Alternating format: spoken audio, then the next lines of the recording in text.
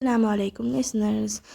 آج ہم نے ایپیسوڈ نمبر 32 پڑھنی ہے حالم کی، اور چیپٹر نمبر 12 ہے ہمارے پاس، جس کا نام ہے سلطان ساز۔ اور پچھلے ایپیسوڈ میں گھائل غزال کی حقیقت کھل کے سب کے سامنے آ گئی تھی۔ وہ کیسے آئی تھی اگر آپ جاننا چاہتے ہیں تو میرے چینل پر اپلوڈ ہو چکی ہے وہ ایپیسوڈ، آپ جا کر سن سکتے ہو۔ تو چلیں پھر آج کے ایپیسوڈ کو سٹارٹ کرتے ہیں۔ مرغی آج صبح سے ہی مسلسل کٹا رہی تھی۔ چوزے چوں چوں کرتے باغیچے میں بھاگتے پھر رہے تھے۔ بلی نے صبح حملے کی کوشش کی تو ایڈم کی ماں نوکیلی تار لے آئی اور چھوٹی دیواروں کی منڈیر پہ لگانے لگی۔ سکارف لپیٹے، آستین چڑھائے، ایبو ٹھنڈی میٹھی دھوپ میں گھڑی تار لگا رہی تھی۔ دفتن کسی احساس کے تحت پیچھے دیکھا تو ایڈم کو برآمدے کے سٹیپ پہ بیٹھا پایا۔ وہ نوٹ پیڈ گھٹنوں پہ رکھے، قلم کا کنارہ لبوں پہ دبائے دور افق کو دیکھ رہا تھا۔ ابھی تک شب خوابی کی رف ٹی شرٹ پہن رکھی تھی۔ کیا لکھ رہے ہو؟ اپنے ارد گرد کے ماحول کا گہرا مشاہدہ کر کے کچھ لکھنا چاہتا ہوں، سوچ رہا ہوں کیا لکھوں۔ اصلی لکھاری لوگوں کو قلم اور کاغذ اٹھانے سے پہلے معلوم ہوتا ہے کہ انہوں نے کیا لکھنا ہے۔ اگر وہ خالی کاغذ کو گھوریں تو یا ان کا موڈ نہیں یا وہ لکھاری نہیں۔ اور تمہیں لکھاریوں کے بارے میں اتنا کیسے معلوم ایبو؟ تمہارے تایا کسی زمانے میں شاعری کرتے تھے، ان کی چائے کہوہ بناتے بناتے اتنی سمجھ تو آ ہی گئی تھی۔ وہ اس کی طرف پشت کیے تار لپیٹ رہی تھی۔ ایڈم نے سست روی سے ہاتھ کی پشت سے جمائی روکی، پھر اداسی سے دور آسمان کو دیکھنے لگا۔ کہانی لکھنا چاہ رہا ہوں ایبو۔ یہ تمہیں لکھنے کا شوق کب سے ہو گیا؟ جب سے ملاقے گیا ہوں تب سے۔ میں دیکھ رہی ہوں ایڈم، جب سے واپس آئے ہو بدلے بدلے لگ رہے ہو، کوئی بات ہے کیا؟ وہ میخ کے ساتھ تار کو لپیٹ کے گرہ باندھتے ہوئے بولی۔ نہیں، میں تو ویسا ہی ہوں۔ اس نے نظریں چراتے ہوئے کندھے اچکائے۔ مرغی کٹاتی ہوئی اس کے قدموں کے قریب آ کھڑی ہوئی۔ چوزوں کا گول بھی پیچھے لپکا۔ پھر اس لکھنے کے شوق کو چھوڑو اور نوکری کی تلاش کرو۔ بغیر نوکری کے فاطمہ کے گھر والے شادی نہیں کریں گے ایڈم، اور شادی میں صرف 2 ماہ رہتے ہیں۔ پیسے آ جائیں گے ماں، بہت جلد، اس نے بے پرواہی سے کہا اور بیڈ پہ جھک گیا، قلم کھولا اور الفاظ اتارنے لگا۔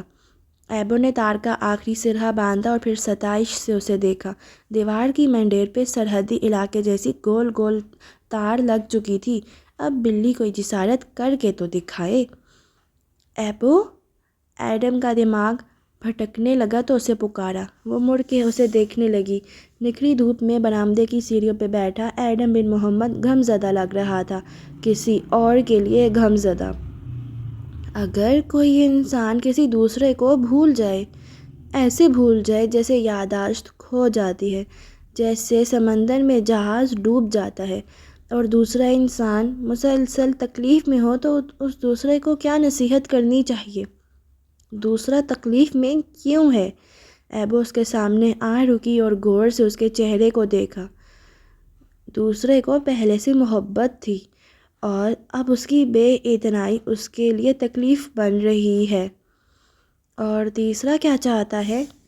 ایڈم نے چونک کے اس کو دیکھا۔ وہ تیز دھوپ میں کھڑی تھی، اس لیے اس کا چہرہ واضح دکھائی نہ دیتا تھا۔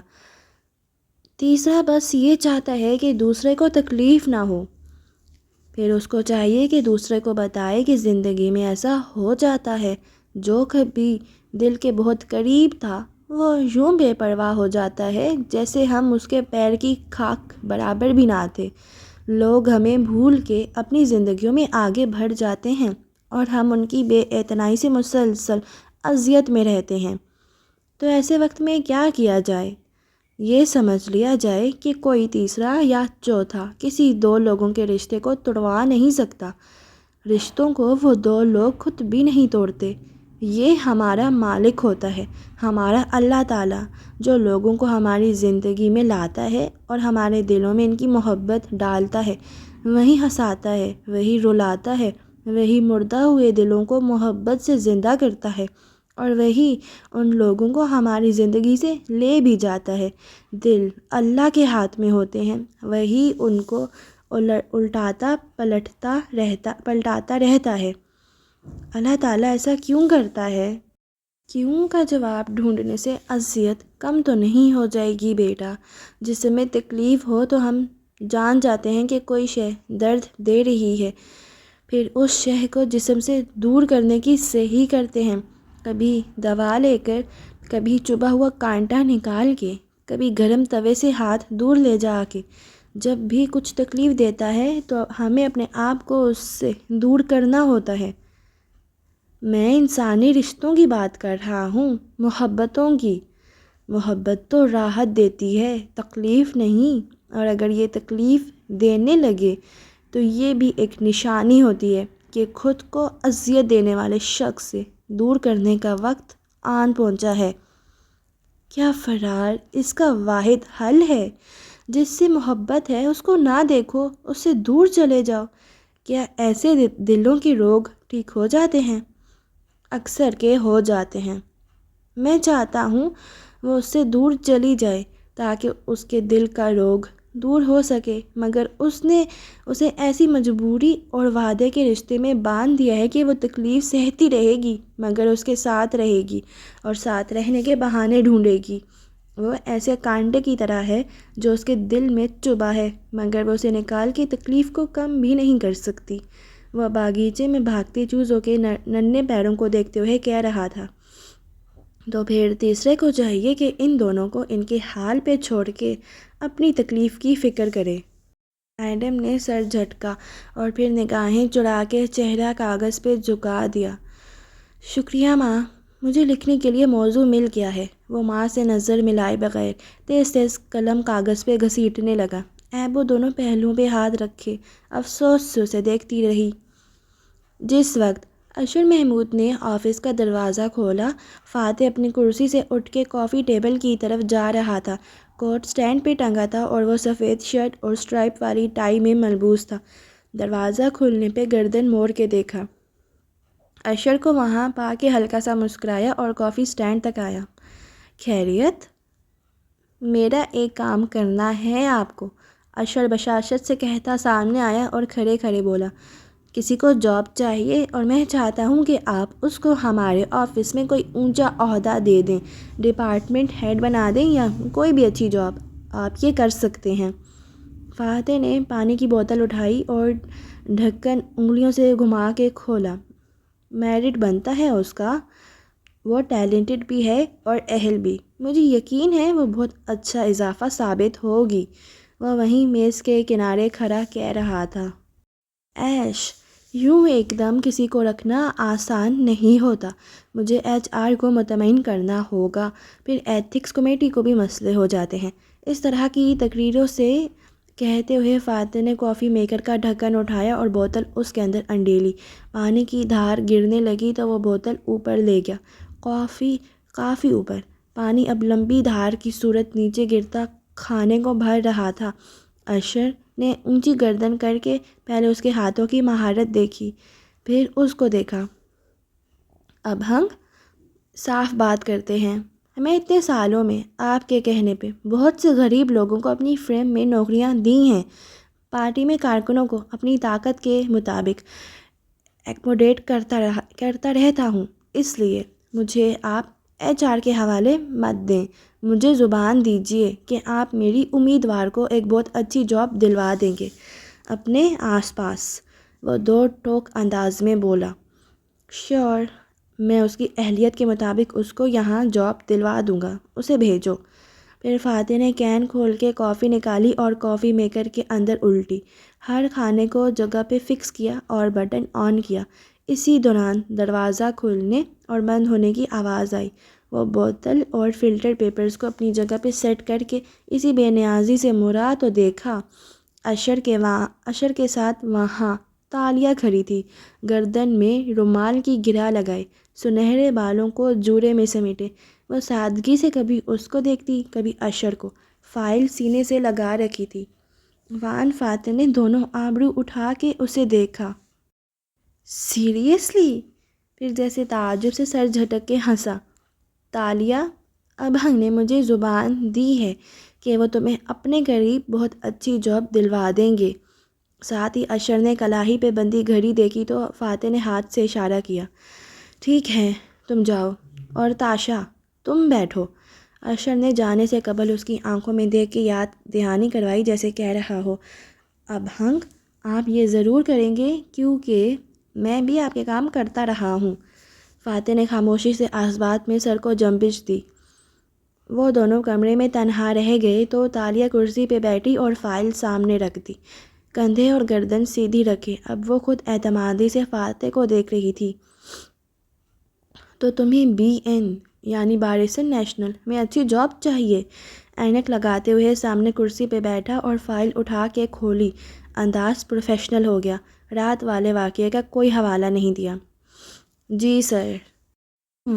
وہ اس کے کاغذات کو پڑھ رہا تھا۔ کونے میں رکھے کافی میکر سے پانی ابلنے کی آواز آنے لگی تھی۔ ماسٹرز میں تم نے پولیٹیکل سائنس یا IR یا سوشیولوجی نہیں پڑھی، لیکن کوئی بات نہیں۔ اس نے صفحہ پلٹایا۔ تمہارے مارکس اچھے تھے۔ لاہور سے کیا تھا تم نے ماسٹرز؟ وہ خود کلامی کے انداز میں کہہ رہا تھا۔ KL سے تم نے چند آرٹ کورسز کیے ہیں، پینٹنگز اور مجسمے بنا سکتی ہو، رائفل شوٹنگ کا کورس، جمناسٹک۔ پانی ابلنے کی آواز بلند ہوئی تو کافی کی مہک اس کے نتنوں سے ٹکرانے لگی۔ وہ خاموشی سے اس کو اپنی فائل پڑھتے دیکھے گئی۔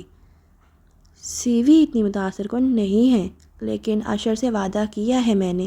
اب اس نے واپس پہلا صفحہ پلٹایا اور رک کے اس کا نام پڑھا۔ تالیہ بنت مراد راجہ۔ پھر اینک کے اوپر سے آنکھیں اٹھا کے اسے دیکھا اور مسکرایا۔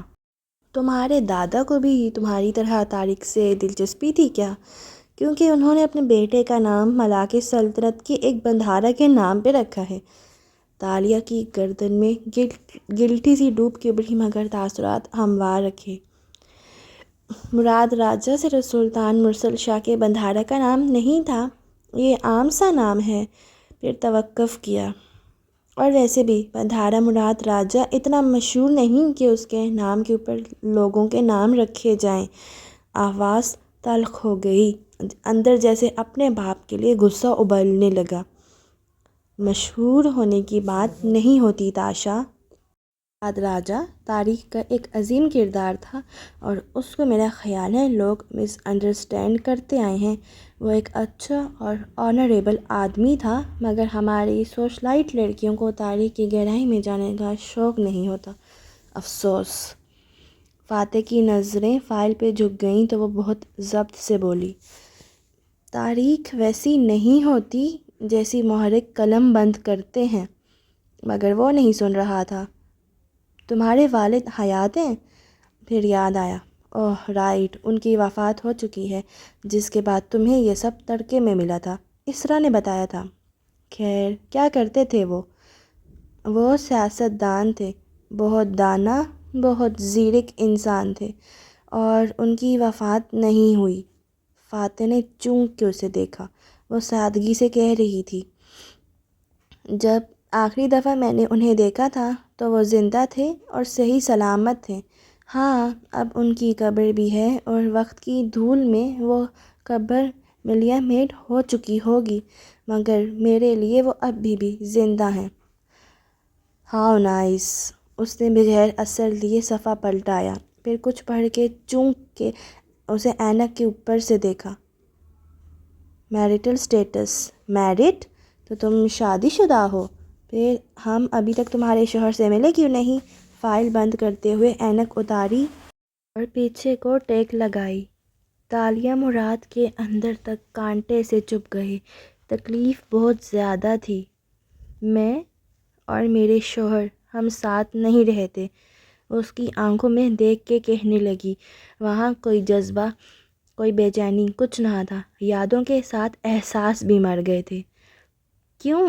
اس نے تعجب سے ابرو اکٹھے کیے۔ ہم ایک لمبے سفر سے لوٹے تو میں نے جانا کہ وہ واپس نہیں آیا، وہ ایک دوسرے سفر پہ نکل گیا۔ شاید خود غرض تھا، شاید مجھے پروٹیکٹ کرنا چاہتا تھا، ساتھ بھی نہیں رہا اور چھوڑا بھی نہیں۔ اب اس کے آگے اونچی منزلیں ہیں، میں چاہتی ہوں کہ وہ ان کو پا لے۔ کرسی پہ ٹیک لگائے گال تلے انگلی رکھے بیٹھے فاتح نے سوچنے والے انداز میں پوچھا، واپس آئے گا کیا؟ وہ مسکرائی اور آگے کو جھک کر اس کی آنکھوں میں جھانکا۔ میں تالیہ بنت مراد راجہ ہوں، اگر وہ خود سے واپس نہ آیا تو اس کو گردن سے دبوچ کے واپس کھینچ لاؤں گی، پھر چاہے مجھے کسی کی قبر بنانی پڑے یا پرانی قبر کھودنی پڑے، ایک بات تو طے ہے کہ تالیہ کی ہمت نہیں ٹوٹے گی۔ اوکے کول۔ خیر، بارسن نیشنل میں کام کیوں کرنا چاہتی ہو؟ حالانکہ تم جانتی ہو میں تمہیں بالکل پسند نہیں کرتا۔ ابلتی کافی قطرہ قطرہ جگ میں گر رہی تھی اور اس کی کڑوی خوشبو سارے آفس میں پھیل چکی تھی۔ میں چاہتا ہوں وہ میرے ساتھ رہے کیونکہ اسے میری اور مجھے اس کی ضرورت ہے۔ 4 ماہ قبل میں تالیہ کو ایک بددیانت اور سطحی سوشلائٹ کے طور پہ جانتا تھا جس نے میری فائل چرائی تھی۔ اگر چیزیں واپس اسی مقام پہ پہنچ جائیں تب بھی یہی چاہوں گا کہ وہ میرے ساتھ رہے، بھلے میں اسے ناپسند کروں، اسے دھتکاروں، مگر میں چاہتا ہوں کہ وہ تب بھی میرے ساتھ رہے۔ امید ہے اسے وعدے نبھانے آتے ہوں گے۔ اس نے بہت سی کڑوی مہک اندر اتاری اور مسکرا کے گویا ہوئی، آپ کے ساتھ کام کرنا میری سی وی کو 4 چاند لگا دے گا۔ کچھ عرصے کی جاب سے مجھے مستقبل میں بہتر جابس مل جائیں گی اور میں ایک اعلیٰ عہدہ اس لیے بھی چاہتی ہوں کیونکہ مجھے لیڈ کرنے کی عادت ہے، لیڈ ہونے کی نہیں۔ مجھے باس لیڈی بن کے حکم چلانا اچھا لگتا ہے۔ میرا خیال ہے میں ماتحتی کام کرنے کے بجائے ایک اچھی پروجیکٹ ہیڈ بن سکتی ہوں۔ مجھے سیاست کی سمجھ بوجھ بھی ہے اور مجھے عالمی سیاست سے دلچسپی بھی ہے۔ آپ مجھے کام دیں، میں ہر کام کر سکتی ہوں۔ اعلیٰ عہدے کا مطلب ہے کام کا بہت بوجھ زیادہ، اور جہاں تک میں اپنے معاشرے کو جانتا ہوں، نازک سوشلائٹس دن کے 12 بجے اٹھتی ہیں اور ان کی ساری زندگی شام کو ہونے والی پارٹی کا گاؤن منتخب کرنے تک محدود رہتی ہے۔ اگر میں تمہیں کوئی بڑا عہدہ دے بھی دوں تو کیا تم کام کر لو گی؟ وہ سنجیدہ تھا۔ کافی ابل ابل کے جگ کو بھر چکی تھی اور پھر مشین ٹھنڈی پڑ گئی تھی۔ میرا آپ سے وعدہ ہے کہ آپ مجھے جو کام بھی جتنا دیں گے میں بغیر شکایت کے اسے مکمل کر کے دوں گی۔ میں سب کر سکتی ہوں، آپ جلد جان جائیں گے۔ تمہارے کوئی سوشل ورک، لوگوں کی بہت وغیرہ کے عزائم نہیں ہیں؟ میں جھوٹ نہیں بولوں گی، گو کہ مجھے بہت اچھی سیاسی سمجھ بوجھ ہے، مگر میں یہ نہیں کہوں گی کہ میں بی ایڈ میں اس لیے آنا چاہتی ہوں کہ ملیشیا جیسے ایک تیسری دنیا کے ملک کو دنیا کا بہترین ملک بنا دوں وغیرہ وغیرہ۔ یا پھر تیسری دنیا کیا ہوتی ہے تاشا؟ اس نے ایک دم پوچھا تو وہ بولتے بولتے رکی، آبرو بنچ کے پوچھا، سوری، تیسری دنیا کا ملک ہونا کا کیا مطلب ہے؟ وہ کہتے ہوئے کھڑا ہوا، کرسی دھکیلی اور کافی ٹیبل تک گیا۔ ترقی پذیر ملک، گو کہ ملیشیا اب ایسا نہیں ہے، مگر میری بات کا مطلب تھا کہ سرد جنگ ایک بہت طویل جنگ تھی جو ہماری دنیا میں ہوئی تھی۔ یہ دراصل جنگ نہیں تھی، بس امریکہ اور روس کے درمیان ایک تناؤ، ایک تلخی تھی کہ کس کا نظام بہتر ہے، امریکہ کا کیپٹل ازم یا روس کا کمیونزم۔ وہ کیبنٹ کھول کے کافی کا مگ نکالتے ہوئے کہہ رہا تھا۔ تالیہ کرسی پہ ترچھی ہو کے اسے دیکھنے لگی۔ ایک طرف مغربی بلاک تھا، امریکہ اور اینٹو ممالک کا ملک، دوسری طرف مشرقی بلاک تھا، سوویت یونین یعنی روس اور اس کے اتحادیوں کا۔ کئی سال یہ دونوں بلاک اپنے نظام کو بہتر ثابت کرنے کی کوشش میں لگے رہے۔ اس نے کافی میکر کے اندر سے گرم جگ نکالا اور مگ میں اسے انڈیلا۔ جن ممالک نے اس جنگ میں امریکہ کا ساتھ دیا ان کو پہلی دنیا کے ممالک کہا جاتا تھا، جنہوں نے روس کا ساتھ دیا وہ دوسری دنیا کے ممالک کہلائے۔ اور اس نے جگ کو مگ سے 2-3 فٹ اوپر اٹھا دیا، لمبی سی دھار نیچے گرتی دکھائی دے رہی تھی۔ تالیہ کی نظریں اس دھار پہ جم سی گئیں۔ اندر ہی اندر کچھ ڈوب کے ابھرا تھا۔ بولا، ابو الخیر کا بہترین غلام قہوے کو دھار کی صورت پیالے میں بھرا کرتا تھا، اور جو ممالک نیوٹرل رہے انہوں نے کسی کا ساتھ نہ دیا۔ ان کو تیسری دنیا کے ممالک کہا جاتا تھا۔ اس نے جگ رکھا اور مگ اٹھائی کرسی تک واپس آیا، سیٹ سنبھالی اور اس کے سامنے بیٹھتے ہوئے مسکرا کے اسے دیکھا۔ آج لوگ غلط عام انداز میں تیسری دنیا کے ممالک سے مراد ترقی پذیر ممالک لیتے ہیں، حالانکہ یہ کوئی تحقیر آمیز اصطلاح نہیں تھی، مگر اب لوگوں نے اس کا مطلب بدل دیا ہے۔ جیسا کہ میں ہمیشہ کہتا ہوں، آرٹ اور تاریخ کو کمرشل فائدے کے لیے استعمال کرنا الگ چیز ہے، اور اس میں دلچسپی لے کر اس سے کچھ سیکھنا الگ۔ پھر گھونٹ بھر کے میز پہ رکھا اور اسی جتاتی مسکراہٹ سے اسے دیکھا۔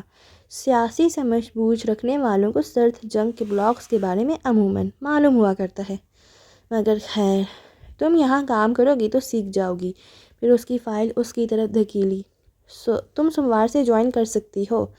اس کی ساری کڑواہٹ کو پی کے وہ اسپاٹ سا مسکرائی اور فائل لیے اٹھی۔ سوموار بہترین رہے گا، کیونکہ ویسے بھی مجھے ویکینڈ پہ ملاقے جانا ہے۔ اپنے نئے گھر کا جائزہ بھی تو لینا ہے، جتاتے ہوئے کہا تو اس نے لیپ ٹاپ کھول لیا اور اینک ناک پہ جمائے اس کی طرف متوجہ ہو گیا۔ نہ خدا حافظ نہ الوداع، بس بے رخی کافی تھی، اور وہ یہ پہلی دفعہ تھوڑی کر رہا تھا، مگر یہ طے تھا کہ تالیہ کی ہمت نہیں ٹوٹے گی۔ باہر نکلتے ہوئے اس نے خود سے دہرایا تھا، کیسا رہا انٹرویو؟ وہ آفس سے نکل کے کوریڈور تک آئی تھی کہ اشر، جو سامنے سے دو افراد کے ساتھ چلتا آ رہا تھا، اسے دیکھ کے رکا اور مسکرا کے پوچھا، توقع کے برخلاف بہت اچھا۔ اس نے گہری سانس بھری۔ اسے واقعی امید نہ تھی کہ فاتح اتنی آسانی سے جاب دینے پہ راضی ہو جائے گا۔ اشر کو الوداع کہہ کے وہ راہداری کے دہانے تک آئی تو کونے میں اس کی طرف پشت کیے کھڑے آدمی نے ایک دم رخ موڑا۔ تالیہ، جو فائل سینے سے لگائے چلتی جا رہی تھی، ٹٹک کے رکی، پھر اس کا چہرہ دیکھ کے سن رہ گئی۔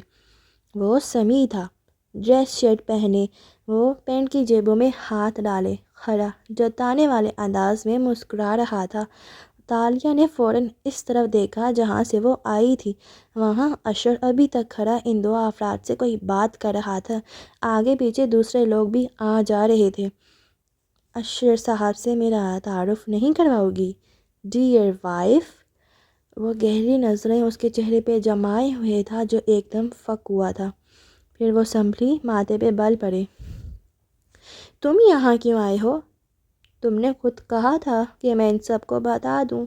وہی بتانے آیا ہوں، بے نیازی بھری مسکراہٹ سے کہتا وہ اس کے ساتھ سے گزر کے اشر کی طرف بڑھا تو تالیہ جلدی سے بولی، رکو پلیز، رکو سمیع۔ وہ جیسے پریشانی کو چھپاتے ہوئے سوچ سوچ کے کہہ رہی تھی۔ سمیع رکا اور مسکرا کے پلٹا، ادھر آؤ، یہاں بات کرتے ہیں۔ وہ تیزی سے ریسٹ رومز کی طرف بڑھی۔ سمیع پیچھے آیا۔ وہ ایک طویل ہال تھا جس میں سنک بنے تھے اور دوسری طرف باتھ رومز کے دروازے تھے۔ سمیع جیسے ہی اندر آیا، تالیہ نے دروازہ بند کیا اور غصے سے اس کی طرف مڑی، تم میری جان چھوڑ کیوں نہیں دیتے؟ تم اب بھی مجھ سے ڈرتی ہو؟ وہ دونوں وہاں اکیلے تھے۔ میں کسی سے نہیں ڈرتی، جواباً سمیع نے اپنی چھوٹی چھوٹی آنکھوں سے اسے سر سے پیر تک دیکھا۔ تم جاب لینے آئی ہو یہاں، ہے نا؟ میں نے اشر صاحب کی بات سن لی تھی۔ تم جتنی بہادر رہنے کی اداکاری کر لو، تم اپنے نئے آفس میں کوئی تماشا نہیں بنانا چاہو گی۔ تم کیا چاہتے ہو؟ صرف اپنا اتنا سا حصہ، دو انگلیوں کے درمیان ذرا سا خلا بنا کے دکھایا۔ میرے پاس اتنا کیش ہے نہ ہوتا ہے، وہ ضد چھوئی، اور بینک سے میں تمہیں ایک پیسہ نہیں بھیجوں گی۔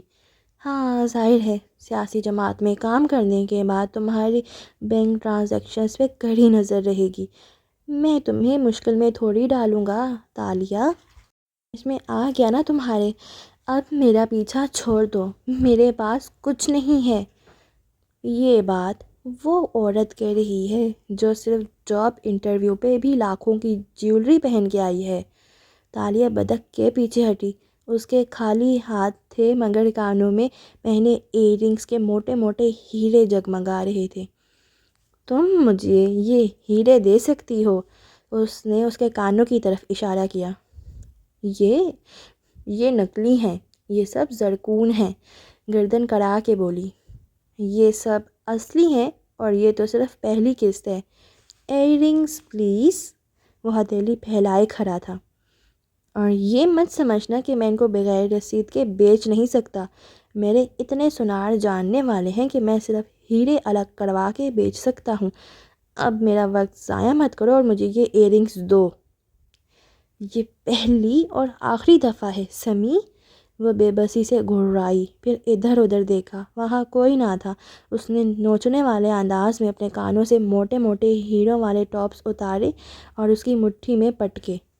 آئندہ مجھے اپنی شکل نہ دکھانا ورنہ تمہاری جان لے لوں گی۔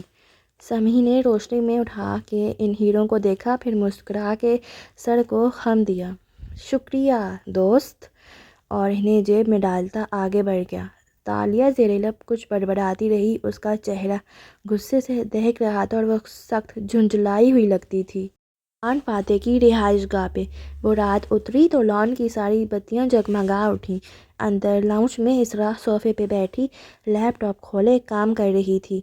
وہ سادہ سی سرمئی میکسی میں ملبوس، کندھے پہ سیاہ اسٹول ڈالے، بالوں کو الجھے ہوئے جوڑے میں باندھے، پوری توجہ سے اسکرین پہ جھکی تھی جب لیانا روتی ہوئی بھاگتی آئی۔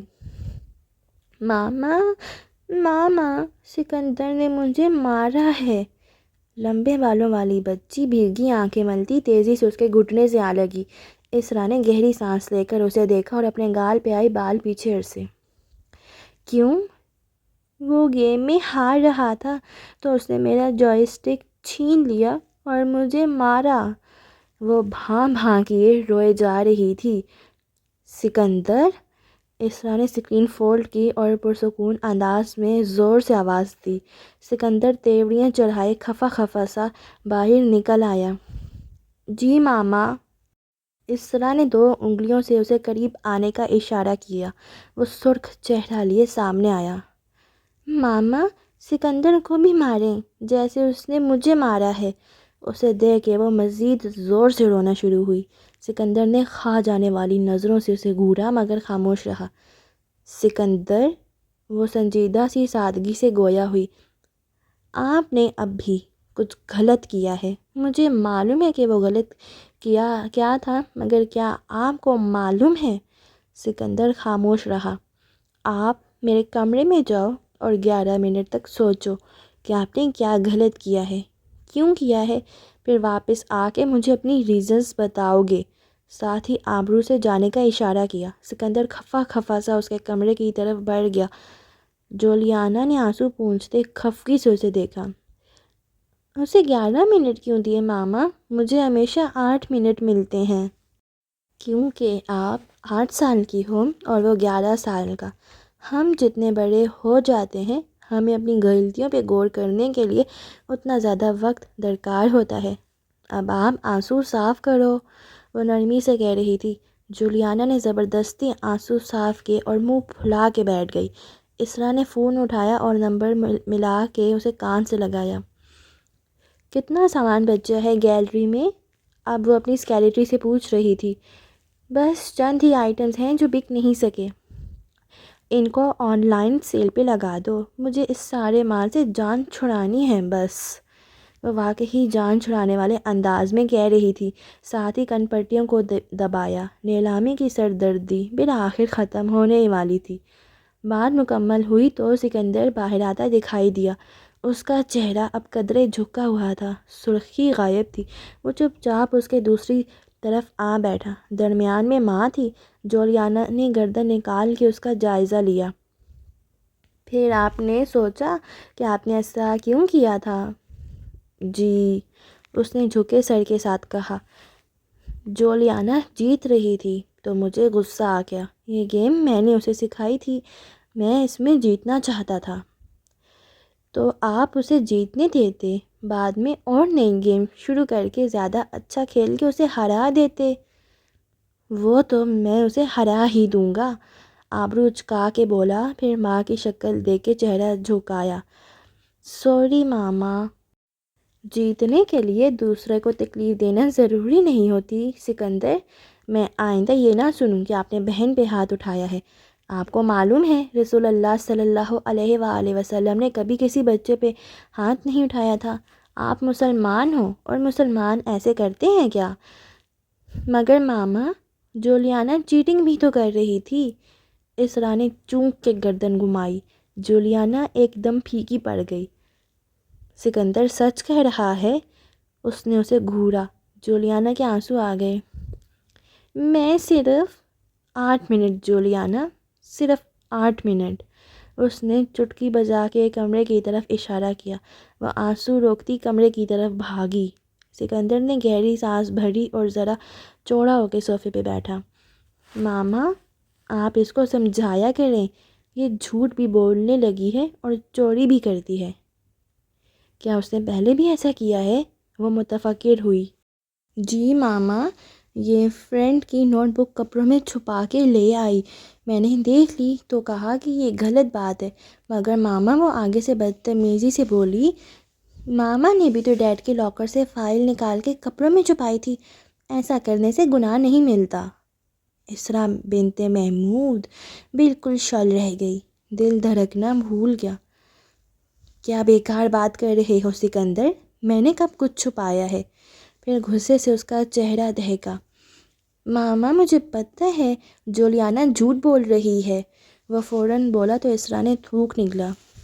اگر یہ بات آپ کے ڈیڈ کو معلوم ہوئی تو وہ آپ دونوں سے ناراض ہو جائیں گے، وعدہ کرو آپ یہ بات ان کو نہیں کہو گے۔ اگر وہ ناراض ہوئے تو گھر نہیں آئیں گے۔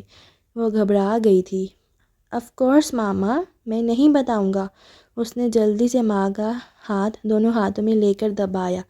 اسرا کو ایک دم ٹھنڈے پسینے آنے لگے تھے۔ وہ اٹھ کھڑی ہوئی۔ میں اب جولیانا کو الگ سے ڈانٹتی ہوں۔ سکندر کو تسلی دلا کے وہ تیزی سے کمرے کی طرف آئی۔ جولیانا بیڈ پہ بیٹھی سر ہاتھوں پہ گرائی ہوئی تھی۔ اس سے دیکھ کے چونک کے گردن اٹھائی۔ ماما، ابھی تو 5 منٹ ہوئے ہیں اور جولی۔ اسرا جلدی سے اس کے ساتھ بیٹھی اور نرمی سے اس کے بالوں کو سہلایا۔ آپ نے سکندر کو یہ کہا ہے کہ ماما نے ڈیڈ کی الماری سے کچھ چھپایا تھا؟ جولیانا نے فوراً نظریں جھکا لیں۔ میں نے نہیں کہا۔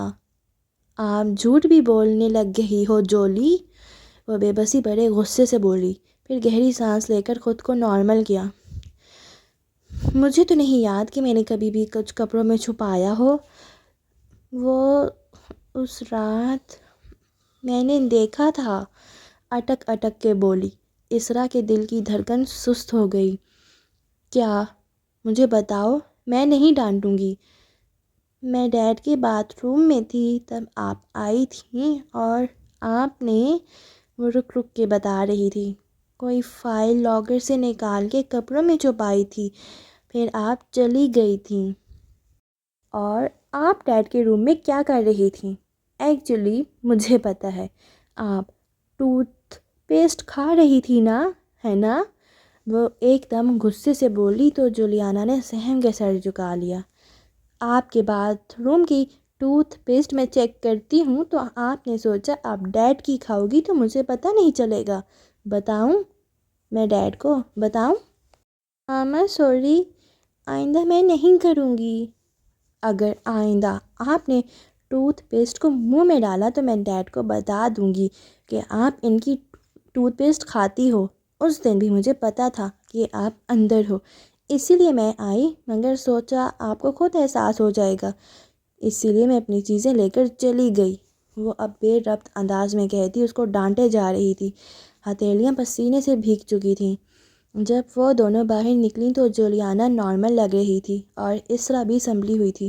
فاتح گھر آ چکا تھا اور کچن سے آوازیں آ رہی تھیں۔ وہ جولیانا کا ہاتھ تھامے قدرے تعجب سے راہداری میں آگے بڑھتی گئی، یہاں تک کہ کچن کا کھلا دروازہ سامنے آیا تو اس نے چوکھٹ سے اندر جھانکا۔ کچن کھلا اور سفید ٹائل سے آراستہ تھا۔ کاؤنٹر پہ سکندر بیٹھا تھا اور دوسرے کے ساتھ ٹیک لگائے فاتح بازو سینے پہ لپیٹے کھڑا تھا، ٹائی ڈھیلی کیے، شرٹ کے کف موڑے۔ وہ تھکا تھکا لگتا تھا مگر مسکرا کے سکندر سے کچھ کہہ رہا تھا جب وہ اندر داخل ہوئی۔ تم آج کچن میں کیسے؟ فاتح نے نگاہیں پھیر کے اسے دیکھا اور مسکرایا۔ بھوک لگی تھی، کھانا لینے آیا تھا۔ کھانا ملازمہ نے ٹیبل پہ لگا تو دیا تھا۔ اسرا تعجب سے اندر آئی۔ ڈیڈ کو کھانے کا ذائقہ نہیں پسند آ رہا ماما، سکندر نے نوڈلز کے پیالے سے سر اٹھا کے اطلاع دی۔ کھانا ہمیشہ صبح ہی بناتی ہے، آج کیا ہو گیا ہے اچانک؟ عجیب سا کھانا بناتی ہے وہ، میرے معدے میں جلن ہو رہی ہے۔ وہ کندھے اچکا کے بولا تو اسرا آگے آئی۔ میں تمہیں کچھ اور بنا دیتی ہوں۔ ہاں شیور۔ وہ بس مسکرا دیا۔ تھکان کے باوجود موڈ اچھا لگ رہا تھا۔ جولیانا شرماتی شرماتی باپ کے قریب آ کے کھڑی ہوئی، سے پیکٹ نکالتی۔ اسرا نے کھنکیوں سے اسے دیکھا۔ وہ اس کے لیے چلتا پھرتا ٹائم بم بن چکی تھی۔ مجھے تم لوگوں سے ایک ضروری بات کہنی ہے۔ نوڈلز سوپ پیتے سکندر نے گردن موڑی۔ جولیانا جو کیبنٹ سے ٹیک لگائے کھڑی اپنے لمبے بالوں سے کھیل رہی تھی، چہرہ اٹھا کے دیکھنے لگی۔ اسرا البتہ نیم رخ موڑے سلیب پہ قیمہ رکھ کے تیز تیز اس سے پیڑے نکالنے لگی۔ ماتھے پہ بل پڑ گئے تھے۔ میں نے پارٹی چیئرمین شپ کے لیے کاغذات جمع کروا دیے ہیں۔ 2 ماہ بعد الیکشن ہے، سوموار سے ہم کیمپین شروع کریں گے۔ کیا پھر آپ پارٹی چیئرمین بن جائیں گے؟ کیا آپ پردھان منتری بن جائیں گے؟ دونوں بچوں نے یہ کے بعد دیگرے سوال پوچھے۔ اسرا کے ہاتھوں میں مزید تیزی آ گئی۔ جب کوئی اسکول کی فٹ بال ٹیم میں شامل ہوتا ہے تو اس کا خواب ہوتا ہے کہ وہ بہترین پلیئر بنے، پھر وہ کیپٹن بنے، پھر وہ قومی لیول پہ کھیلے اور آخر میں وہ قومی ٹیم کا کیپٹن بنے۔ جب کوئی فوج میں بھرتی ہوتا ہے تو وہ چاہتا ہے ایک دن وہ آرمی چیف بنے۔ اپنے ملک کی اعلیٰ ترین سطح پہ نمائندگی کرنے کا خواب دیکھنا بری بات نہیں ہے۔ ہر سیاستدان اعلیٰ ترین مقام پہ پہنچنا چاہتا ہے، اور میں، اس نے باری باری تینوں کو دیکھا، اس کے بہت قریب ہوں۔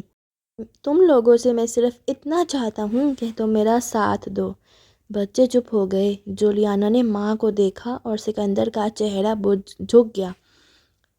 جب بھی کیمپین شروع ہوتی ہے ڈیڈ، ہر طرف سے مسئلے شروع ہو جاتے ہیں۔ اس کو مسئلوں کے علاوہ کوئی لفظ نہیں مل رہا تھا۔ تم یہ یقین رکھو سکندر کہ تمہارا باپ ہر موقع پہ تمہاری حفاظت کرے گا، اور جیسے آریانہ کی حفاظت کی تھی۔ اسرا نے ایک دم میٹ بال ڈش میں پٹکی اور اس کی طرف گھومی تو آنکھوں میں بے بسی بڑا غصہ تھا۔ اور اگر میں آریانہ کو بھلا بھی دوں تب بھی ہر کیمپین کے شروع ہوتے ہی منفی مہم شروع ہو جاتی ہے۔ میرے بچوں سے رپورٹر سوال پوچھتے ہیں، مجھے ہر جگہ مسکرا مسکرا کے لوگوں سے وعدے کرنے پڑتے ہیں، انٹرویوز، اخبارات، اور پھر آئے روز اخبارات میں تمہارے اوپر کیچڑ اچھالا جاتا ہے۔ بچے اسکول جانے سے ڈرنے لگتے ہیں، تم گھر کی شکل دیکھنا بھول جاتے ہو، ہم تمہارے لیے ترس جاتے ہیں، اور اس ساری بھاگ دوڑ کے آخر میں فاتح بن رمضان تم ہار جاؤ گے تو کیا ہوگا؟ ہاں؟ بولتے بولتے اس کی آنکھوں میں پانی آ گیا۔ اور اگر ہم جیت گئے تو؟ وہ اتنا ہی پرسکون تھا۔ اسرا نے تعصب بھری نگاہ اس پہ ڈالی، پھر ڈش پڑے کھسکائی اور پیر پٹکتی وہاں سے نکل گئی۔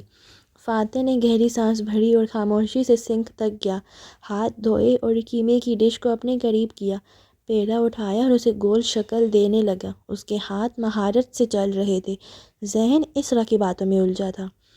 تھوڑی دیر بعد وہ خاموشی سے پاستا کے اوپر میٹ بالز پلیٹ میں سجائے میز پہ رکھ رہا تھا تو ٹوکری میں پڑی سبزیاں دیکھ کے چونکا۔ پہلے خیال کیوں نہیں آیا؟ ماتھے کو چھوا، پھر چھریوں کے سٹینڈ کی طرف بڑھا، سب سے بڑا چھڑا نکالا اور سلاد کی سبزیاں الگ کر کے کٹنگ بورڈ پہ رکھی۔ اب وہ تیز تیز ہاتھ چلاتے ان کو کاٹ رہا تھا۔ سکندر آہستہ آہستہ سوپ پیتے اسے دیکھ رہا تھا۔ ڈیڈ، آپ کو یہ کرنا آتا ہے؟ صحیح، لیکن تمہاری ماں ناراض ہو چکی ہے اور ملازم گھر جا چکی ہیں، خود ہی کرنا پڑے گا۔ اس نے سلاد پلیٹ میں ڈالا اور جھک کے چمچ سے پاستا کا ذائقہ چکھا، مگر چہرے پہ بدمزگی پھیلی۔ بس گزارے لائق ہے۔ اسے ذائقہ پسند نہیں آ رہا تھا۔ پروسیس کیے گئے پیکٹ والے کھانے بے تاثیر، بے سواد۔ معلوم نہیں کیوں مگر ذہن میں کوئی موازنہ سا تھا جس کے سامنے یہ کھانا بیکار لگ رہا تھا۔ اپنے کمرے میں اسرا آنکھوں پہ بازو رکھے لیٹی تھی اور ساتھ بیڈ پہ بیٹھی آڑی ترچھی لیٹی جولیانا کوئی کلرک بک کھولے رنگ بھرتی کہہ رہی تھی، آج ڈیڈ کیوں کھانا بنا رہے ہیں؟ وہ تو پانی پینے بھی کچن میں نہیں آتے تھے اور آج کہہ رہے تھے مجھے پکتے سوپ کی مہک اچھی لگ رہی ہے۔ ماما، ڈیڈ ایسے کیوں ہو گئے ہیں؟ پھر رک کے انگلیوں پہ کچھ گنا۔ آپ ان سے ناراض ہیں تو کیا آپ ان کو 48 منٹس دیں گی؟ مجھے تنگ مت کرو جولی، ناگواری سے کہتے ہوئے اس نے کروٹ بدل لی۔ ایک آنسو آنکھ سے گرا اور تکیے میں جذب ہو گیا۔ ساری اداکاری تھی فیملی مین بننے کی تاکہ وہ لوگ یقین کر لیں کہ اس کو ان کی پرواہ ہے۔ اسرا کے اندازے لامحدود تھے۔ یونیورسٹی میں اکثر کلاسز ختم ہو چکی تھیں، اس لیے طلباء کا جمع غفیر گیٹ سے باہر نکلتا دکھائی دے رہا تھا۔ پارکنگ میں حسب معمول بے حد رش تھا اور سب اپنے اپنے بیگز اٹھائے اپنی مطلوبہ سواری کی طرف بڑھ رہے تھے۔ اسکارف، اسکرٹ، باجوکرنگ، مغربی لباس، گرلز ہر طرح کا لباس پہنے لڑکیاں باہر آتی دکھائی دے رہی تھیں۔ ایسے میں ایک پھولدار اسکارف والی لڑکی بیگ کندھے پہ ڈالے موبائل کے بٹن دباتی سڑک کراس کرنے لگی تو عقب سے آواز آئی، فاطمہ! وہ چونک کے گھومی، پھر اس نے نوجوان کو وہاں کھڑے دیکھ کر تعجب سے ابرو اکٹھے ہوئے۔ ایڈم، تم ادھر؟ وہ حیران رہ گئی تھی۔ دھوپ کے باعث ماتھے پہ ہاتھ کا چھجا بنا کے دیکھا، وہ واقعی ایڈم ہی تھا، چھوٹے بالوں اور نکھری رنگت والا ایڈم، سیاہ پینٹ پہ سفید ٹی شرٹ پہنے سنجیدہ لگ رہا تھا۔ فاطمہ، ہم بیٹھ کے بات کر سکتے ہیں؟ ہاں، ادھر آ جاؤ، فاطمہ سنجیدگی سے کہتی آگے بڑھ گئی۔ دونوں فٹ پاتھ پہ چلتے بس اسٹینڈ تک آئے جہاں چھپر تلے بینچ رکھے تھے۔ فاطمہ قدرے تکلف سے ادھر بیٹھی، درمیان میں کتابیں اور بیگ رکھا اور ہاتھ سے کتابوں کی طرف بیٹھنے کا اشارہ کیا۔ وہ سر جھکائے متانت سے بیٹھ گیا۔ تم خیریت سے آئے ہو؟ پھر جیسے یاد آیا، تمہارا تحفہ مل گیا تھا مجھے، شکریہ اس کے لیے۔ ایڈم بن محمد نے گہری سانس لی۔ 4 ماہ پہلا بھیجا گیا تحفہ اسے یاد بھی نہ تھا، بلکہ 1 ہفتہ قبل بھیجا گیا تحفہ دل ہی دل میں اپنی تصحیح کی، جس کے لیے اس نے اسرا اور تالیہ دونوں سے مشورہ مانگا تھا۔ تب اس کے مسئلے محدود تھے اور اب تو زمانہ ہی بدل چکا تھا۔ وہ وقت اور وہ احساسات دونوں ہی گم گشتہ سے لگتے تھے، پرانے اور فراموش کردہ۔ فاطمہ، میں ہماری شادی کے بارے میں بات کرنا چاہتا ہوں۔ سنو ایڈم، وہ بات کاٹ کے بولی تو ایڈم نے دیکھا پھولدار اسکارف کے حالے میں مقید اس کے چہرے پہ خفگی تھی۔ وہ خوش شکل اور صاف رنگت والی پر اعتماد مگر سنجیدہ سی لڑکی تھی اور اس وقت وہ تکلف سے بیٹھی نظر آتی تھی۔ میں کھاتے پیتے گھرانے سے تعلق رکھتی ہوں۔ تمہارا اور میرا رشتہ ارینج طریقے سے ہوا تھا، تب تم فوج میں تھے۔ میں کتنے عرصے سے تمہارے نام پہ بیٹھی ہوں، تم نے فوج چھوڑ دی، پھر تمہیں کوئی نوکری نہیں ملی۔ وان فاتح کی نوکری بھی تم سے مستقل نہ ہو سکی، وہ تو صرف چند دن کی تھی، مگر وہ نہیں سن رہی تھی۔ اب تم بتاؤ میرے والدین کیسے تمہارے ساتھ میری شادی کر دیں؟ ایڈم، جب تک ان کو کوئی فائنینشیل سیکیورٹی نہیں ملے گی وہ شادی نہیں کریں گے۔ اب خالہ بتا رہی تھیں کہ تم ایک دم سے لکھنے لکھانے کی طرف چلے گئے ہو۔ ایڈم، یہ کیا ہے؟ ایڈم کے رخسار گلابی ہوئے۔ یہ ایبو بینا، وہ الگ بات ہے فاطمہ، میں صرف یہ کہنے آیا ہوں کہ انکل اگر مجھے تھوڑا وقت دے دیں، بس چند ماہ میں، تو میں کچھ نہ کچھ کر لوں گا۔ بس وہ یہ 2 ہفتے کے اندر اندر اسٹیبلش ہونے کی شرط چھوڑ دیں۔ تم خود بتاؤ فاطمہ، 2 ہفتے کے اندر میں کیسے امیر ہو سکتا ہوں؟ وہ روحان سا ہوا۔ تو چند ماہ میں کیسے ہو گئے؟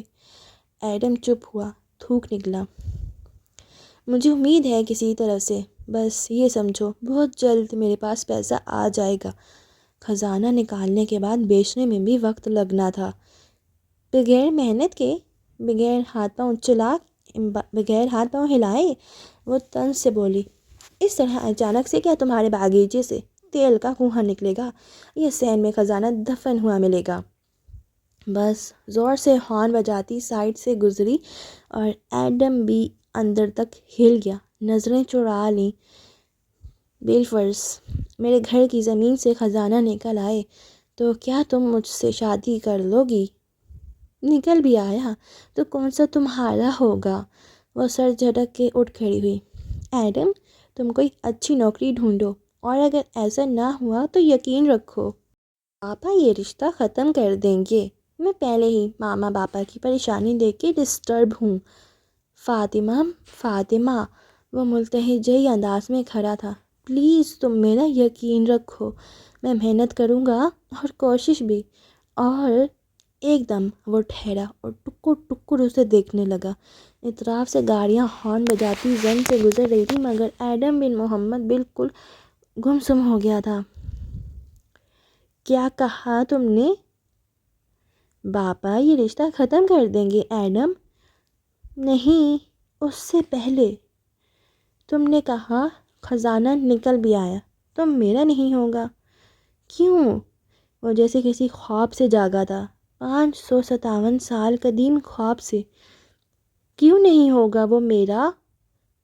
وہ تو میں روانی میں کہہ گئی، یہ کتابیں پڑھ پڑھ کے دماغ خشک ہو جاتا ہے۔ اس نے سر جھٹکا اور بینچ سے اپنی قانون کی موٹی سیاہ کتابیں اٹھائیں۔ ایڈم یک ٹک اسے دیکھ رہا تھا۔ فاطمہ نے چیزیں سمیٹ کے اس کو دیکھا تو وہ اسی طرح حیران اور گمسم سا کھڑا تھا۔ اس نے گہری سانس لی۔ ٹریئر ٹروف ایکٹ 1995 تمہیں نہیں معلوم ایڈم؟ اور ایڈم بن محمد کے سارے خواب کسی ایسے ہیرے کی طرح چکنا چور ہوئے جس کو آسمان سے زمین پہ پھینکا جائے اور اس کی چمکتی کرچیاں دور دور تک پھیل جائیں۔ عالم کے بنگلے پہ اندھیرا پھیلا تھا۔ پورچ کی بتی آج پھر بجھی تھی۔ داتن اندر آئی تو پہلے پورچ روشن کیا، پھر لاؤنج کی بتیاں جلائیں۔ تالیہ وہاں نہیں تھی۔ تہہ خانے کی طرف جاتا دروازہ کھلا تھا اور وہاں سے روشنی آ رہی تھی۔ داتن نے گروسری کے تھیلے وہیں رکھے اور برہمی سے ماتھے پہ بل ڈالے زینوں کی طرف آئی۔ تم نے لاپرواہی کی حد کر دی، دروازہ کھول کے بیٹھی ہو۔ اتنا قیمتی سامان رکھا ہے یہاں اور… داتن زینے دھپ دھپ اترتی نیچے آئی اور اس پہ چڑھ دوڑی جو فرش پہ اکڑوں بیٹھی تھی، اور اگلے ہی لمحے وہ ٹٹکی، بے یقینی سے گردن چاروں طرف موڑی۔ وہاں بنے سیف کے مختلف دروازے کھلے تھے اور وہ اندر سے خالی تھے۔ پینٹنگز کے کارٹن بھی غائب تھے اور خالی ڈبے اور کھڑکی کے ٹکڑے ادھر ادھر بکھرے تھے۔ داتن پھدوکا نے دہل کے سینے پہ ہاتھ رکھا۔ وہ خوف تھا۔ تالیہ، داتن نے اسے سر سے پیر تک دیکھا، پھر اسے فکر ہوئی، تمہیں کیا ہوا ہے اور یہ سب کہاں گیا؟ اگر میں سوچوں تو وہ خوف تھا بچپن میں۔ وہ اس کو دیکھتی اپنی روح میں کہہ رہی تھی، شاید داتن کے چہرے کی لکیروں پہ اپنی زندگی کی فلم چلتی دیکھ رہی تھی۔ اور وہ لالچ بھی تھا اور جبر بھی۔ کون سا جذبہ پہلے آیا مجھے یاد نہیں، لیکن جب یتیم خانے اور بعد میں میرے فاسٹر پیرنٹس کے گھر مجھے جبر سے دبایا جاتا، خواہشات کو پورا کرنے سے روکا جاتا، تو میں چوری کرنے پہ مجبور ہو جاتی۔ پھر وہ عادت بن گئی، چرا لینا اور پوچھے جانے پہ جھوٹ بول دینا۔ لیکن اب اگر سوچوں تو حاوی ترین جذبہ خوف تھا۔ تالیہ، تم ٹھیک ہو؟ داتن اسے لمحے بھر کے لیے بھی اپنی نظریں ہٹائے بغیر کرسی کھینچتی قریب آئی اور بیٹھی۔ میں ہمیشہ خوف زدہ رہی ہوں، یہ ڈر کہ میری بات سنی نہیں جائے گی یا مجھے ڈانٹ کے خاموش کرا دیا جائے گا مجھ سے جھوٹ بلواتا رہا۔ اور جب ڈر ختم ہو گیا تو یہ انسیکیورٹی پیدا ہو گئی کہ اگر میں من گھڑت باتیں نہیں کہوں گی تو مجھے کچھ نہیں ملے گا، لوگ مجھے میرے سچ کے ساتھ قبول نہیں کریں گے۔ میں ہمیشہ خوف کے زیر اثر رہی ہوں داتن، میں کبھی بہادری سے اپنے اصل کا سامنا نہیں کر سکی۔ الجھی بکھری سنہری لٹیں اس کے گالوں پہ جھول رہی تھی اور وہ دیوار کو دیکھتی بے خود سی بولے جا رہی تھی، لیکن پھر میں ایسے انسان سے ملی جس نے مجھے سکھایا کہ انسان کی سب سے بڑی خوبی اس کی سچائی اور ایمانت داری ہوتی ہے۔ جو لوگ سچے ہوتے ہیں وہ اپنی نظروں میں باعزت ہوتے ہیں، اپنے قول کے پکے ہوتے ہیں، ان کے سارے خوف دور ہو جاتے ہیں، وہ سر اٹھا کے جی سکتے ہیں۔ صرف وہی ہوتے ہیں بہادر۔ اور میں نے سوچا کہ میں بھی ایسی بننا چاہتی ہوں۔ تالیہ داتن اسے تشویش سے دیکھ رہی تھی۔ مگر یہ اتنا آسان نہیں تھا۔ تالیہ اداسی سے مسکرائی۔ پہلے اپنے سارے جھوٹوں کی سزا ملنی تھی، پہلے کفارے ادا ہونے تھے۔ میرے ساتھ زندگی نے ہی جھوٹ بول دیا داتن۔ اس کی گمسم آنکھیں پانی سے چمکیں۔ مجھے کچھ اور دکھا کے کچھ اور عطا کر دیا، مجھے اتنا ناقابل اعتبار بنا دیا کہ اگر میں اپنی زندگی کا سب سے بڑا سچ بولنا چاہوں تو بھی کوئی یقین نہیں کرے گا۔ تالیہ کیا ہوا ہے؟ مگر اب نہیں داتن، اس نے آنکھیں پوروں سے رگڑیں۔ اب میں اس خوف کے ساتھ نہیں جیوں گی۔ اب میں بھی ایڈم کی طرح سچ بولنا چاہتی ہوں اور وان فاتح کی طرح اپنے قول کو سچا بنانا چاہتی ہوں۔ میں نے بہت سے قانون توڑے ہیں، اب مزید نہیں توڑوں گی۔ یہ سب اعتراف میں نظر دوڑائی۔ یہ سب میرا نہیں تھا، یہ سب دوسرے لوگوں اور میوزیمز کا تھا۔ میں نے ایک ایک چیز واپس کر دی ہے، جسے جیسے چرانا آتا ہے ویسے ہی گمنام طریقے سے لوٹانا بھی آتا ہے۔ داتن نے دہل کے پھر سے سینے پہ ہاتھ رکھا۔ تالیہ نہ کرو، وہ سب اور جو کچھ میں خرچ کر چکی ہوں۔ وہ بات جاری رکھتے ہوئے بولی، اس کا میں کچھ نہیں کر سکتی۔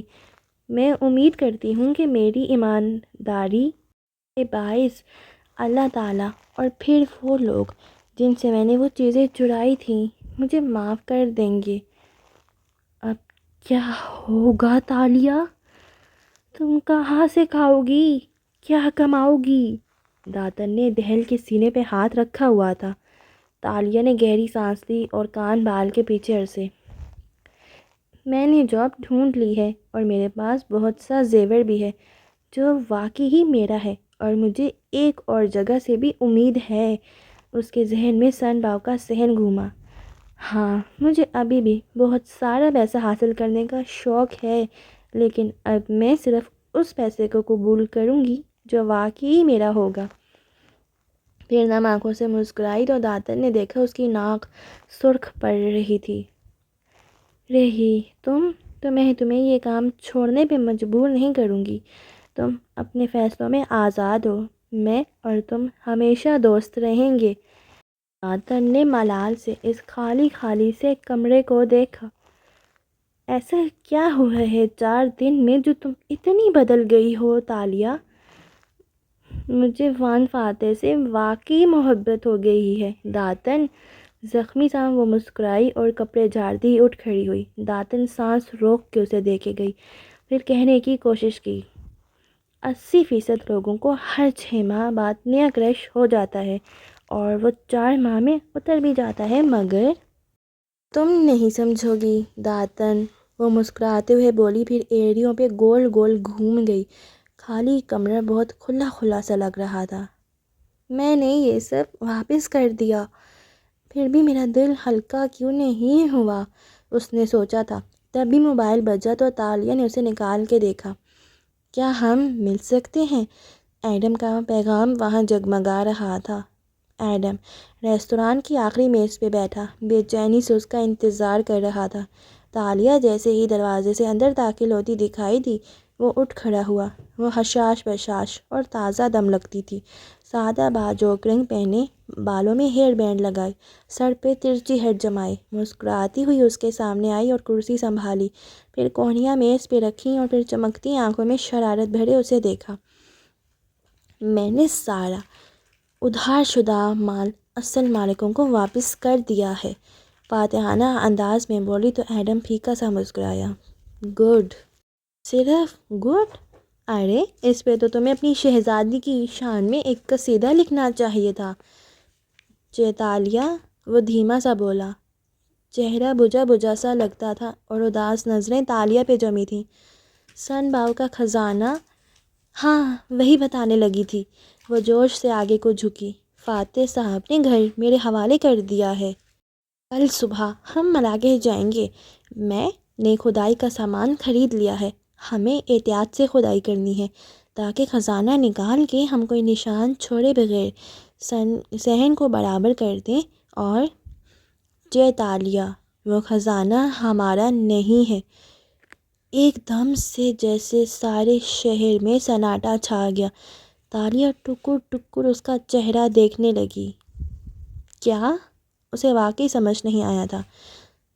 وہ خزانہ ہم نہیں لے سکتے۔ تالیہ نے اسے یوں دیکھا جیسا اس کا دماغ چل گیا ہو، پھر ادھر ادھر نگاہ دوڑائی۔ لوگ اپنی اپنی میزوں پہ کھانے پینے میں مگن تھے، کوئی اس طرف متوجہ نہ تھا۔ کیوں؟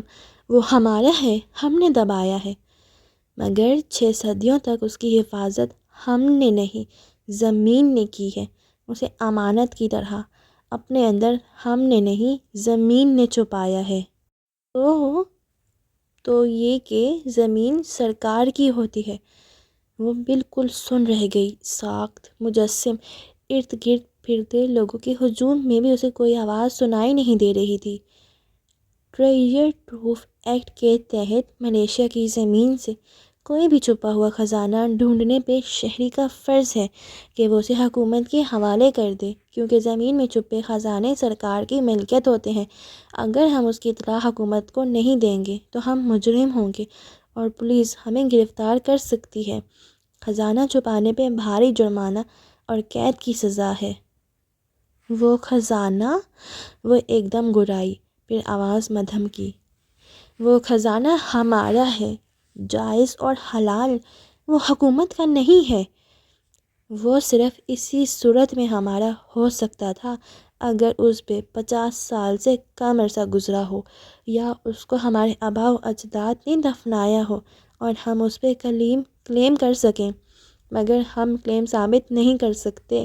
قانوناً وہ ہمارا نہیں ہے۔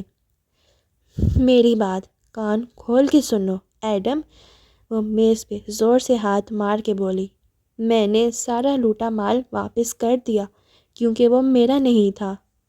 میں نے پھر سے زندگی شروع کی، جاب ڈھونڈی، ایک نیلامی پہ ان سے جھوٹ بولا تھا تو وہ ناراض ہو گئے تھے، اس نیلامی پہ ان سے سچ بولا۔ اب میں اپنی زمین کو سونپی اپنی امانت واپس لینے آئی ہوں، تو تم کہہ رہے ہو کہ میں اسے چھوڑ دوں؟ غلط، میں نہیں مانتی ایسے قانون کو۔ مجھے اور تمہیں معلوم ہے کہ وہ خزانہ ہمارا ہے اور جائز ہے، تو ہم کس طرح اس کو چھوڑ دیں؟ مجھے بھی اس کی اتنی ضرورت ہے جتنی آپ کو، لیکن میں قانون نہیں توڑوں گا۔ البتہ میں آپ کو منع بھی نہیں کروں گا، نہ میں کسی کو بتاؤں گا۔ آپ خزانہ نکال لیں، بیچ دیں، جو بھی کریں، آپ یہ سب اپنے لیے کریں گی، مگر ایک فیصلہ آپ کو ابھی سے کرنا ہے۔ کیا آپ واقعی ہی ایماندار بننے جا رہی ہیں؟ اگر ایسا ہے تو آپ کو ملک کے قانون کا احترام کرنا ہوگا، اور اگر آپ یہ نہیں کرتی تو کیا آپ خود اپنے وعدوں پہ یقین کر پائیں گی؟ وہ خزانہ میرا ہے۔ وہ دونوں ہتھیلیاں میز پہ جمائے اٹھی اور اس کی طرف جھک کے گھرائی۔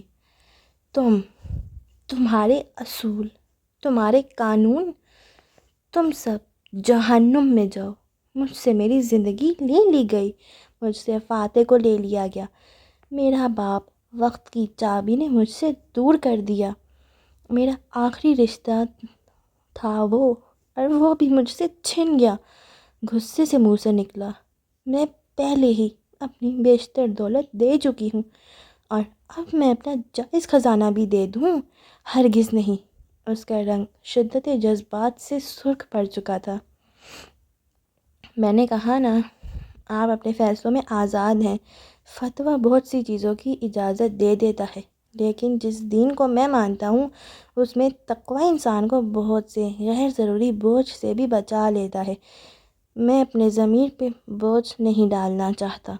وہ سادگی مگر اداسی سے کہہ رہا تھا۔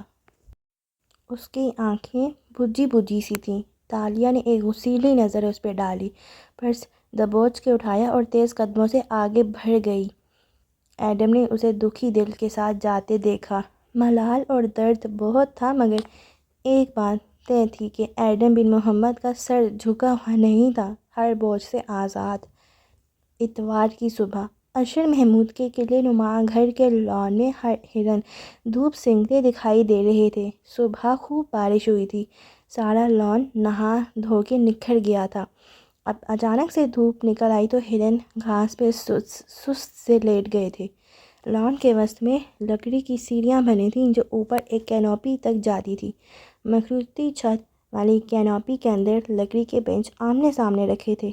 اشر ایک بینچ پہ براجمان، پیر کینچی صورت میز پہ رکھے ہوئے تھا، جینس کے اوپر ٹی شرٹ پہنے، بالوں کو عام دنوں کے برعکس ماتھے پہ بکھیرے وہ اخبار سامنے پھیلائے ہوئے تھا۔ ایش، اس نے زینے چڑھنے کی آواز سن لی، پھر بھی اخبار پڑھتا رہا۔ جب اسرا سامنے آ کھڑی ہوئی تو اشر نے اخبار کا کونا موڑا اور اسمارٹ نظروں سے اسے دیکھا۔ اتنی صبح؟ خیریت؟ انداز سرد تھا۔ مجھے بات کرنی تھی۔ اسرا شدید پریشان نظر آتی تھی۔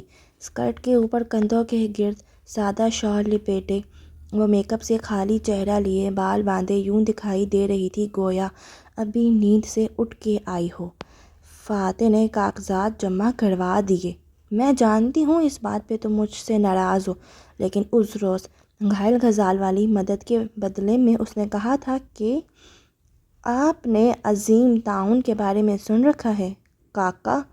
تلخی سے اخبار لپیٹتے اس نے اسرا کو دیکھا۔ اب تم فاتح کی طرح بات مت کرو، وہ خفگی سے کہتی سامنے بیٹھی، مگر اشر نے بات نہیں سنی۔ اخبار میز پر ڈالتے ہوئے بولا، اور آپ نے وہ نظم سنی ہے رنگ آ رنگا روزز؟ بعض کہتے ہیں کہ وہ نظم یورپ کے عظیم تعاون کے بارے میں تھی، جب لاکھوں لوگ تعاون سے مر گئے تھے۔ ان کو سرخ دانے نکلتے تھے جو سرخ دائروں کی صورت نشان چھوڑ جاتے ہیں، اور ہاں، تعاون کے مریض جیب میں پوائزس یعنی پھول اٹھا کے پھرتے تھے تاکہ خوشبو بیماری کی بو کو ڈھانک دے اور شفا دے۔ ان کے جسم سیاہ پڑ جاتے اور تعاون کے مریضوں کے مرنے کے بعد ان کی لاشیں اور ان کے گھر جلا دیے جاتے۔ یعنی آخر میں وہ آگے ہوا اور پھر چپتی ہوئی نظروں سے اسرا کو دیکھا۔ آخر میں وہ سب مر جاتے تھے۔ پھر اس نے آہستہ سے نظم پڑھی، رنگ اراؤنڈ دا روزز یعنی سرخ پھول جیسے دانے کے گرد دائرے، آ پیکٹ فل آف پوائزز، پھولوں کا چھوٹا سا گلدستہ جیب میں ہے، ایشز ایشز، راکھ راکھ، وی آل فال ڈاؤن، اور ہم سب ڈھاتے چلے گئے۔ اس نے آخری الفاظ اتنے سرد انداز میں ادا کیا کہ اسرا نے پریشانی سے اسے دیکھا۔ اشر، پلیز میری بات سنو۔ وان فاتح کیا سمجھتے ہیں؟ اگر وہ چیئرمین شپ کے لیے کاغذات جمع کرائیں گے یہ جانتے ہوئے بھی کہ میں کہہ چکا ہوں یہ سیٹ میری ہے، تو وہ کامیاب ہو جائیں گے؟ نہیں کاکا، ہم سب راکھ کا ڈھیر بن کے ایک ساتھ ڈھہ جائیں گے۔ میں نے بہت کوشش کی ہے اشر، لیکن وہ نہیں مانتا۔ اس نے آخر میں اپنی مرضی ہی کرنی ہوتی ہے۔ آپ نے مجھ سے وعدہ کیا تھا کہ میں چیئرمین بنوں گا۔ آپ نے کہا تھا کہ اب ہم سیاست سے کنارہ کش ہو کے مجھے انڈورس کریں گے، لیکن کل میں نے سنا کہ وہ الیکشن لڑ رہے ہیں۔ واہ کاکا واہ، ناگواری بھرے غصے سے کہتا وہ گردن موڑے گھاس کو دیکھنے لگا۔ وہ سخت ناراض لگتا تھا۔ اگر وہ گھائل غزال والا معاملہ نہ ہوتا تو؟ اسرا بے بسی سے بولی، پھر سر جھٹکا۔ مگر نہیں، وہ میری تب بھی نہ مانتا۔ اسے اپنی ہی کرنی ہوتی ہے، اور اب تو وہ عجیب سا ہو گیا ہے، بے نیاز سا۔ جب سے وہ ملاقے سے واپس آیا ہے بدلا بدلا لگتا ہے۔ اشر نے چونک کے اسے دیکھا، پھر تعجب سے آبرو اٹھایا۔ کیا بدلا ہوا لگتا ہے؟ مجھے تو ویسے ہی لگے ہیں، سوائے آنکھ کے زخم کے۔ تم اس کے ساتھ ایک گھر میں نہیں رہتے، تمہیں نہیں معلوم کہ اسے سمجھنا کتنا مشکل ہے۔ وہ پھٹ پڑی، پھر کن پٹی پہ ہاتھ رکھا۔ اشر، میں مزید کوشش نہیں کر سکتی، میں تھک گئی ہوں۔ تم لوگوں کے مسئلے ختم نہیں ہوتے تھے کہ نیلامی والا مسئلہ آ گیا۔ میرے ساتھ ایسا کون کر سکتا ہے؟ تم نے پتہ کروایا؟ کروا دوں گا، میرے اپنے کام پھنسے پڑے ہیں ابھی۔ اس نے بیزاری سے چہرہ دوبارہ موڑ لیا۔ اسرا نے چپتی ہوئی نظروں سے اسے دیکھا۔ فاتح نے کاغذات نامزدگی کیا جمع کروائے؟ تم نے تو نظریں ہی پھیر لیں ایش، تم بھول گئے ہو میں نے تمہارے لیے اس کی فائل تک چرائی۔ اب اور کیا کروں میں؟ کاکا، میرے سر میں درد ہو رہا ہے، میں آرام کرنا چاہتا ہوں۔ وہ رخائی سے کہہ کے اٹھا، میز پہ رکھا موبائل اٹھایا اور لکڑی کے زینے اترنے لگا۔ ہر قدم کے ساتھ لکڑی کے چٹکنے کی آواز آتی تھی۔ اسرا بے بسی بڑے غصے سے کھڑی ہوئی۔ میں کیا کروں مزید ایش، میں تھک گئی ہوں۔ اشر جواب دیے بنا لان پہ اترا اور آگے چلتا گیا۔ اس کے ابرو تنے ہوئے تھے اور چہرے پہ برہمی تھی۔ اس نے نیلامی کے اسکینڈل کی تیاری کب سے کر رکھی تھی۔ اسے یہ نہ معلوم تھا کہ اگر اسکینڈل نہ بن سکا تو وہ اسرا سے کیسا رویہ رکھے گا۔ اس بارے میں اس کے ذہن میں کوئی اسکرپٹ تیار نہ تھی۔ فی الوقت وہ اسرا اور فاتح کی شکل بھی نہیں دیکھنا چاہتا تھا۔ حالم کے بنگلے کو بھی بارش نے دھو ڈالا تھا۔ کھڑکیوں پہ قطرے جم گئے تھے، مگر دھوپ نکلی تو وہ سوکھتے گئے۔ عالیہ اپنے کمرے کی کھڑکی کے ساتھ زمین پہ بیٹھی تھی، شیشے سے چہرہ ٹکا رکھا تھا اور نظریں باہر جمی تھیں۔ رات والے سلیپنگ سوٹ میں ملبوس وہ ویران ویران سی لگ رہی تھی۔ دفتر دروازہ کھلا اور داتن سنجیدہ چہرہ بنائے اندر داخل ہوئی۔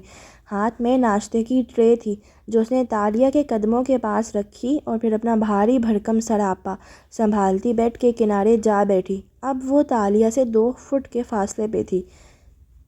اگر اپنے سارے مال و دولت کو گنوانا تمہیں اتنا تکلیف دے رہا ہے تو تم نے ایسا کیا کیوں؟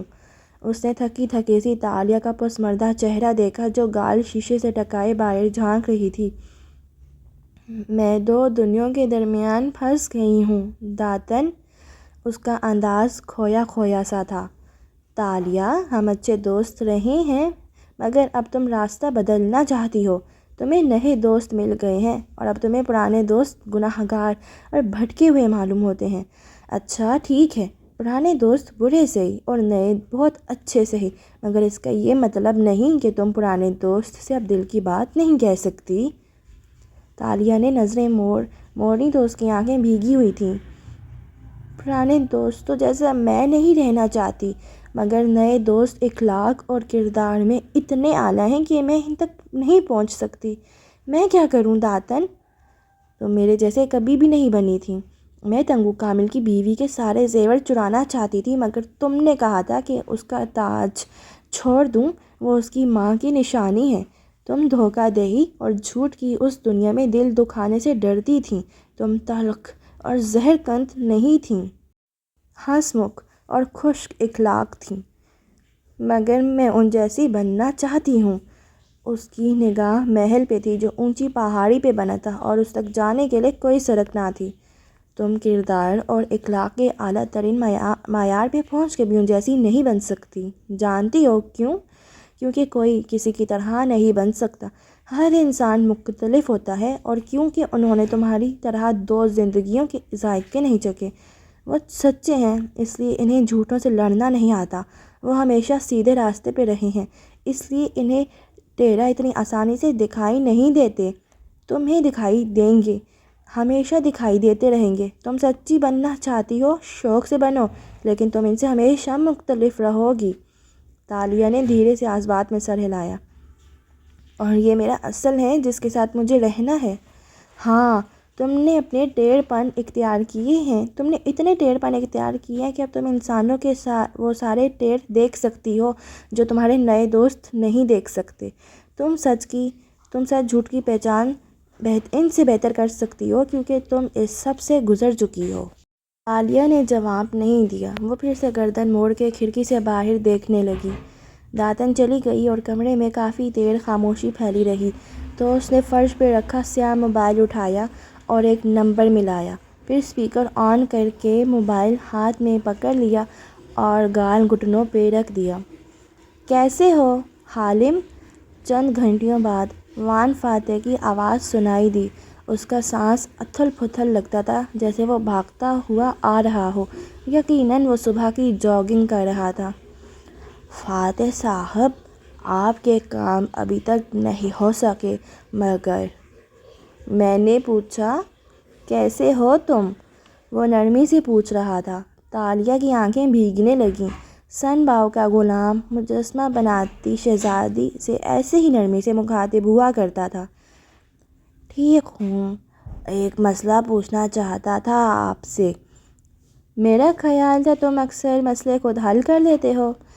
خیر پوچھو، وہ تیز تنفس کے درمیان بولا تھا، رفتار آہستہ کر دی تھی۔ آپ لیجسلیٹر ہیں، قانون بناتے ہیں، خود بھی وکیل رہے ہیں، مجھے بتائیں یہ ٹریجر ٹروف ایکٹ کیا ہے؟ خزانہ ڈھونڈنے والوں کے فرائض، رائٹ؟ اس میں یہ ہوتا ہے کہ اگر آپ کو ملیشیا میں کوئی مدفن خزانہ ملے تو آپ کو فوراً اس شہر کے ڈسٹرکٹ آفیسر کو اطلاع دینی ہوتی ہے، اور اگر کوئی اطلاع دینے کے بجائے وہ خزانہ خود رکھنا چاہے تو یہ جرم ہے۔ لیکن اگر خزانہ اس کے اپنے آباء و اجداد کا ہو یا اس نے خود دبایا ہو تو یہ جرم کیسے ہوا؟ 50 سال گزر جانے کے بعد مدفن چیزیں سرکار کی ملکیت بن جاتی ہیں۔ ہاں، اگر کوئی یہ ثابت کر سکے کہ اس نے خزانہ خود دبایا تھا یا واقعی اس کے آباء و اجداد کا ہے تو وہ اسے مل سکتا ہے۔ ثابت نہیں کیا جا سکتا، لیکن اگر ہمیں خود معلوم ہو کہ ہم سچے ہیں، کیا تب بھی وہ خزانہ ہم خود نہیں رکھ سکتے؟ اللہ تعالیٰ بھی جانتا ہو کہ ہم سچے ہیں، تب بھی نہیں۔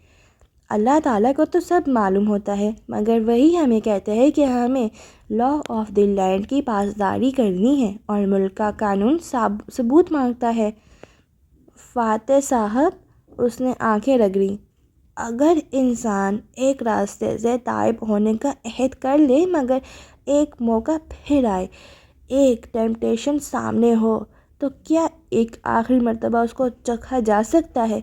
بس یہ آخری ہو، اس کے بعد وہ عہد کرے کہ وہ ہر رغبت سے اجتناب کرے گا، اور اگر وہ امتحان آخری امتحان ہوا، اگر اس کے بعد امتحان ہی نہ ہونا ہوا اور اسی کے اوپر ہمیشہ کے لیے پاس یا فیل ہونے کا فیصلہ کیا جانا ہو، تب… کھڑکیوں پہ ایک دم سے بوندیں برسنے لگیں۔ بارش پھر سے شروع ہو گئی۔ تالیہ نے بے اختیار چہرہ شیشے سے دور کیا۔ توبہ کا وقت تو موت تک ہوتا ہے فاتح صاحب۔ دیکھو حالم، کچھ امتحانات میں سپلی آ جاتی ہے اور کچھ کو فیل کرنے کی صورت میں کالج سے نکال دیا جاتا ہے، لیکن کچھ امتحانات انٹری ٹیسٹ ہوتے ہیں، ایک نئے طرز زندگی میں داخلے کا امتحان۔ ان کو فیل کیا تو آپ داخل ہی نہیں ہوں گے، بعد میں توبہ بھی کر لیں تو کس نے گارنٹی دی ہے کہ توبہ قبول بھی ہوگی؟ اپنی زندگی کی سب سے بڑی خواہش سامنے ہو تو اسے کیسے چھوڑا جائے؟ فاتح صاحب، اتنا بڑا دل کوئی کہاں سے لائے؟ دیکھو حالم، جب اللہ تعالیٰ ہمیں امتحان میں ڈال کے محبوب چیز اور درست چیز کے چناؤ کا موقع دیتا ہے تو اس کا مطلب ہوتا ہے کہ ہمارے اندر اچھائی کی رمق باقی ہے۔ ہمیں سیدھا راستہ ہمارے قدموں سے مایوس نہیں ہوا۔ سیدھے راستے کی خود سے لگی یہ امید نہیں توڑنی چاہیے۔ ایک طرف سے رزق نہیں آئے گا تو دوسری طرف سے آ جائے گا، اتنا تو اچھائی کی طاقت پہ بھروسہ رکھو نا۔ وہ اب تیز تیز چلتے ہوئے اسے سمجھا رہا تھا۔ تالیہ سے مزید کچھ نہ کہا گیا۔ اس کے آنسو زاروں قطار گرنے لگے۔ وہ ابھی بول ہی رہا تھا جب اس نے کال کاٹ دی اور فون پرے ڈال دیا۔ سارے فیصلے اسی برستی بارش نے کروا دیے تھے۔ وہ حالم سے فون پہ بات کرتے ہوئے سڑک پہ تیز تیز چل رہا تھا جب بارش شروع ہوئی۔ ٹریک سوٹ میں ملبوس، کانوں میں ہینڈز فری لگائے، اس نے چہرہ اٹھا کے آسمان کو دیکھا، پھر قدم تیز کر دیے۔ قریب میں بس اسٹینڈ کا چھپڑ بنا تھا۔ فاتح نے بات جاری رکھتے ہوئے جیب سے پانی کی ننھی سی بوتل نکالی اور شیڈ کی طرف آ گیا۔ حالم نے ایک دم سے کال کاٹ دی تو اس نے برا مانے بغیر ہینڈز فری کانوں سے نکالے اور بینچ پہ آ بیٹھا۔ پھر بوتل لبوں سے لگائی اور موبائل کھول کر دیکھنے لگا۔ گیلے بالوں اور کپڑوں کے ساتھ گہرے گہرے سانس لیتے ہوئے وہ اب ایک بھرپور چھٹی انجوائے کرتا نظر آ رہا تھا۔ فاتح صاحب، وان فاتح! آوازوں سے ہی اسے معلوم ہو گیا تھا کہ رپورٹرز نے اسے ڈھونڈ لیا ہے۔ اس نے بس مسکرا کے چہرہ اوپر اٹھایا تو وہ مکھیوں کی طرح اطراف سے اس پہ جھپٹے۔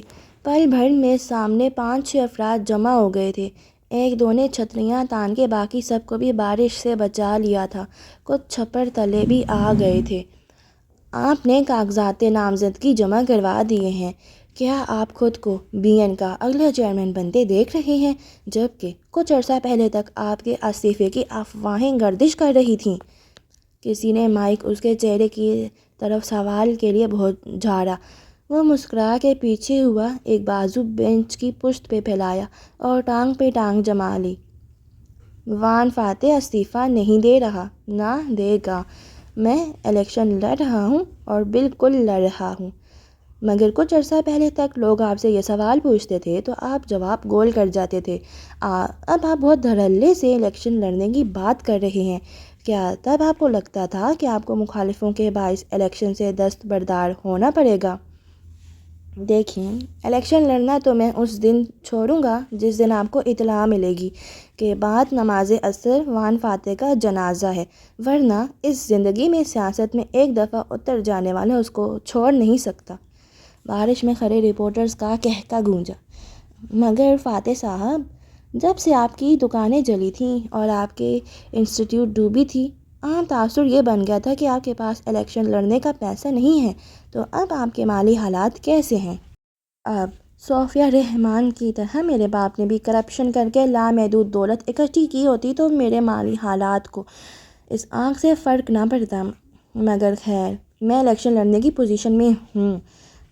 فاتح صاحب، یہ بتائیے، دوسرے رپورٹر نے سانس لیے بغیر پوچھا، تازہ اطلاع ہے کہ کل اشر محمود بھی چیئرمین شپ الیکشن کے لیے کاغذات جمع کرانے جا رہے ہیں۔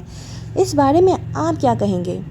فاتح نے جیب سے ہینڈ فری نکالے اور ان کی گرہ کھولتا اٹھا۔ کاغذات جمع کروانا ہر ایک کا حق ہے، اور پھر الیکشن سے پہلے بہت سے کاغذات جمع کروائے جاتے ہیں۔ ہینڈز فری کانوں میں ڈالتا وہ فٹ پاتھ پہ آگے بڑھا تو رپورٹرز اپنے مائک اس کی طرف بڑھائے الٹے قدموں پیچھے ہٹنے لگے۔ آپ یہ کہہ رہے ہیں کہ اشر صاحب صرف کورنگ امیدوار ہیں اور وہ بعد میں کاغذات واپس لے لیں گے؟ ایک لڑکے نے بلند آواز میں پوچھا۔ کورنگ امیدوار اصل امیدوار کا حامی ہوتا ہے اور اس لیے کاغذات جمع کرواتا ہے تاکہ اگر اصل کے کاغذات مسترد ہو جائیں تو اس کا گروپ اس کو کھڑا کر سکے۔ مستردگی کے فیصلے کے آنے تک کاغذات نامزدگی جمع کروانے کا وقت ختم ہو چکا ہوتا ہے۔ اگر آپ مجھے اجازت دیں تو میں اپنی جاگنگ مکمل کر لوں کیونکہ میرے سامنے ایک لمبا دن ہے۔ اس نے جواب دیے بغیر فون جیب میں ڈالا اور ہینڈز فری کانوں میں پکے کرتے ہوئے قدم تیز کر دیے۔ صحافی مزید سوالوں کی بہچار کرنے لگے مگر وہ جلد ہی ان کے درمیان سے راستہ بناتا ہلکا ہلکا سا بھاگتا آگے نکل گیا، اور ایسے میں اس کے ذہن میں ایک خیال گردش کرنے لگا تھا، معلوم نہیں حالم نامی اس انویسٹیگیٹر کا کیا مسئلہ ہوگا۔ بار بار ذہن بھٹک کے اسی کی طرف جا رہا تھا۔ ایڈم کے چھوٹے سے گھر کا باغیچہ اتوار کی صبح پھولوں سے مہک رہا تھا۔ مرغی گھاس پر چونچ مار رہی تھی اور چوزے چون چون کرتے اس کے پیچھے بھاگ رہے تھے۔ دیوار پہ لوہے کی تار لگی تھی جس کے باعث بلی اب وہاں دکھائی نہ دیتی تھی۔ ایڈم کی ماں برآمدے کی سیڑھیوں پہ بیٹھی ڈش میں میدا لیے پیڑے بنا رہی تھی۔ بارش ختم ہوئے گھنٹہ بھر ہونے کو آیا تھا اور موسم خوشگوار تھا۔ گیٹ کی بیل بجی تو ماں نے چونک کے سر اٹھایا۔ پیڑے بناتے اس کے ہاتھ رک گئے۔ سامنے لگے چھوٹے سے جنگلے نما گیٹ کے پار کھڑی لڑکی صاف دکھائی دیتی تھی۔ پاؤں کو چھوتا، سرخ فراک پہنے، کوہنی پہ بیگ ڈالے، سر پہ ترچھا سفید ہیٹ رکھے وہ سنہرے بالوں والی لڑکی شناسا تھی۔ سلام سر کو خم دے کر سلام کیا تو ایبو ڈش رکھ کے آٹے سے لتھڑے ہاتھوں کے ساتھ اٹھی۔ چے؟ وہ رکی۔ اس کا نام کیا تھا؟ بھول سا رہا تھا، مگر وہ جلدی سے آگے آئی اور مسکرا کے دروازہ کھولا۔ میں ایڈم سے ملنے آئی ہوں، وہ ہچکچا کے بولی، ساتھ ہی نظروں سے باغیچے کا جائزہ لیا۔ گھاس کے اختتام پہ ماچس کی ڈبی جیسا ننھا سا گھر تھا جس کی چھت مخروطی تھی۔ آپ اندر آئیے، میں اسے بلاتی ہوں۔ ایبو اسکرٹ سے بندھے رومال سے ہاتھ صاف کرتی اندر کو لپکی۔ Adam, Adam! ماں ایڈم کے کمرے کا دروازہ تیزی سے کھول کے اندر داخل ہوئی تو دیکھا وہ اسٹڈی ٹیبل پہ جھکا کچھ لکھنے میں مصروف تھا۔ چیک والی سرمئی شرٹ پہنے وہ سادہ سے حلیے میں تھا۔ ماں کو دیکھ کے چہرہ موڑا اور جمائی روکی۔ میں ناشتے کے لیے آ ہی رہا تھا۔ وہ باہر آئی ہے، کہہ رہی ہے ایڈم سے بات کرنی ہے۔ کون؟ وہ چونکا۔ فاطمہ؟ بے یقینی سے قلم رکھا۔ نہیں، وہ لڑکی جس نے تمہارے تایا کا خواب سن کے آمین کہا تھا۔ ایڈم بن محمد کو چند ثانیے سمجھ ہی نہیں آیا۔ وہ ہونوں کی طرح ماں کا چہرہ دیکھنے لگا۔ کون؟ وہ جو اشر صاحب کی پارٹی میں موجود تھی، سنہرے بالوں والی۔ ایڈم اتنی تیزی سے بھوکلا کے کھڑا ہوا کہ اس کی ہڈیوں کی چٹکنے کی آواز آئی۔ چیتالیہ؟ ہاں، یہ وہی ہے نا جو کسی کی نوکرانی تھی اور اب خاندانی رئیس بننے کی اداکاری کرتی ہے، ایبو نے یاد کیا۔ وہ کوئی نوکرانی وغیرہ نہیں ہے، وہ ملک کے اعلیٰ ترین شاہی خاندان سے تعلق رکھتی ہے، شہزادیوں سے بھی اعلیٰ ہے وہ بگڑ کے جلدی بولا تھا۔ تالیہ گیٹ کی طرف پشت کیے کھڑی تھی جب وہ دوڑتا ہوا باہر آیا۔ اس کا لمبا سرخ فراک، سر کا ہیٹ اور پیچھے گرتے سنہری بال یہاں سے دکھائی دیتے تھے۔ ایڈم نے شرمندگی سے اپنے چھوٹے سے باغیچے کو دیکھا، پھر ہاتھوں سے شرٹ کی نادیدہ شکنیں درست کیں اور کھنکھاتا ہوا قریب آیا۔ جے تالیہ؟ وہ اس کی طرف گھومی، دونوں کی نظریں ملیں۔ تالیہ نے سفید ہیٹ ترچھا کیا تو اس کا پورا چہرہ نظر آیا۔ اس چہرے پہ صرف سادگی تھی۔ اندر آئیے۔ وہ گیٹ کے باہر کھڑی تھی، یعنی سڑک پہ۔ ارد گرد چھوٹے گھروں کی قطار تھی اور لوگ آ جا رہے تھے۔ ایک لڑکی پریم دھکیلتی آ رہی تھی، ایک فربہی مائل عورت گروسری کے تھیلے اٹھائے سامنے جا رہی تھی، ایک بوڑھا جوڑا خوشگوار موسم کے باعث واک کرنے نکلا ہوا تھا۔ یہ عورت کبھی اس لڑکی جیسی ہوگی؟ اس نے آبرو سے سامان اٹھائے چلتی عورت کی طرف اشارہ کیا تو ایڈم نے اس کی نگاہوں کے تعاقب میں پہلے اس موٹی عورت کو دیکھا، پھر اس نوجوان لڑکی کو۔ کبھی یہ اتنی پتلی ہوگی، لیکن اپنی شادی کے 3-4 سال بعد یہ ایسی ہو گئی ہوگی۔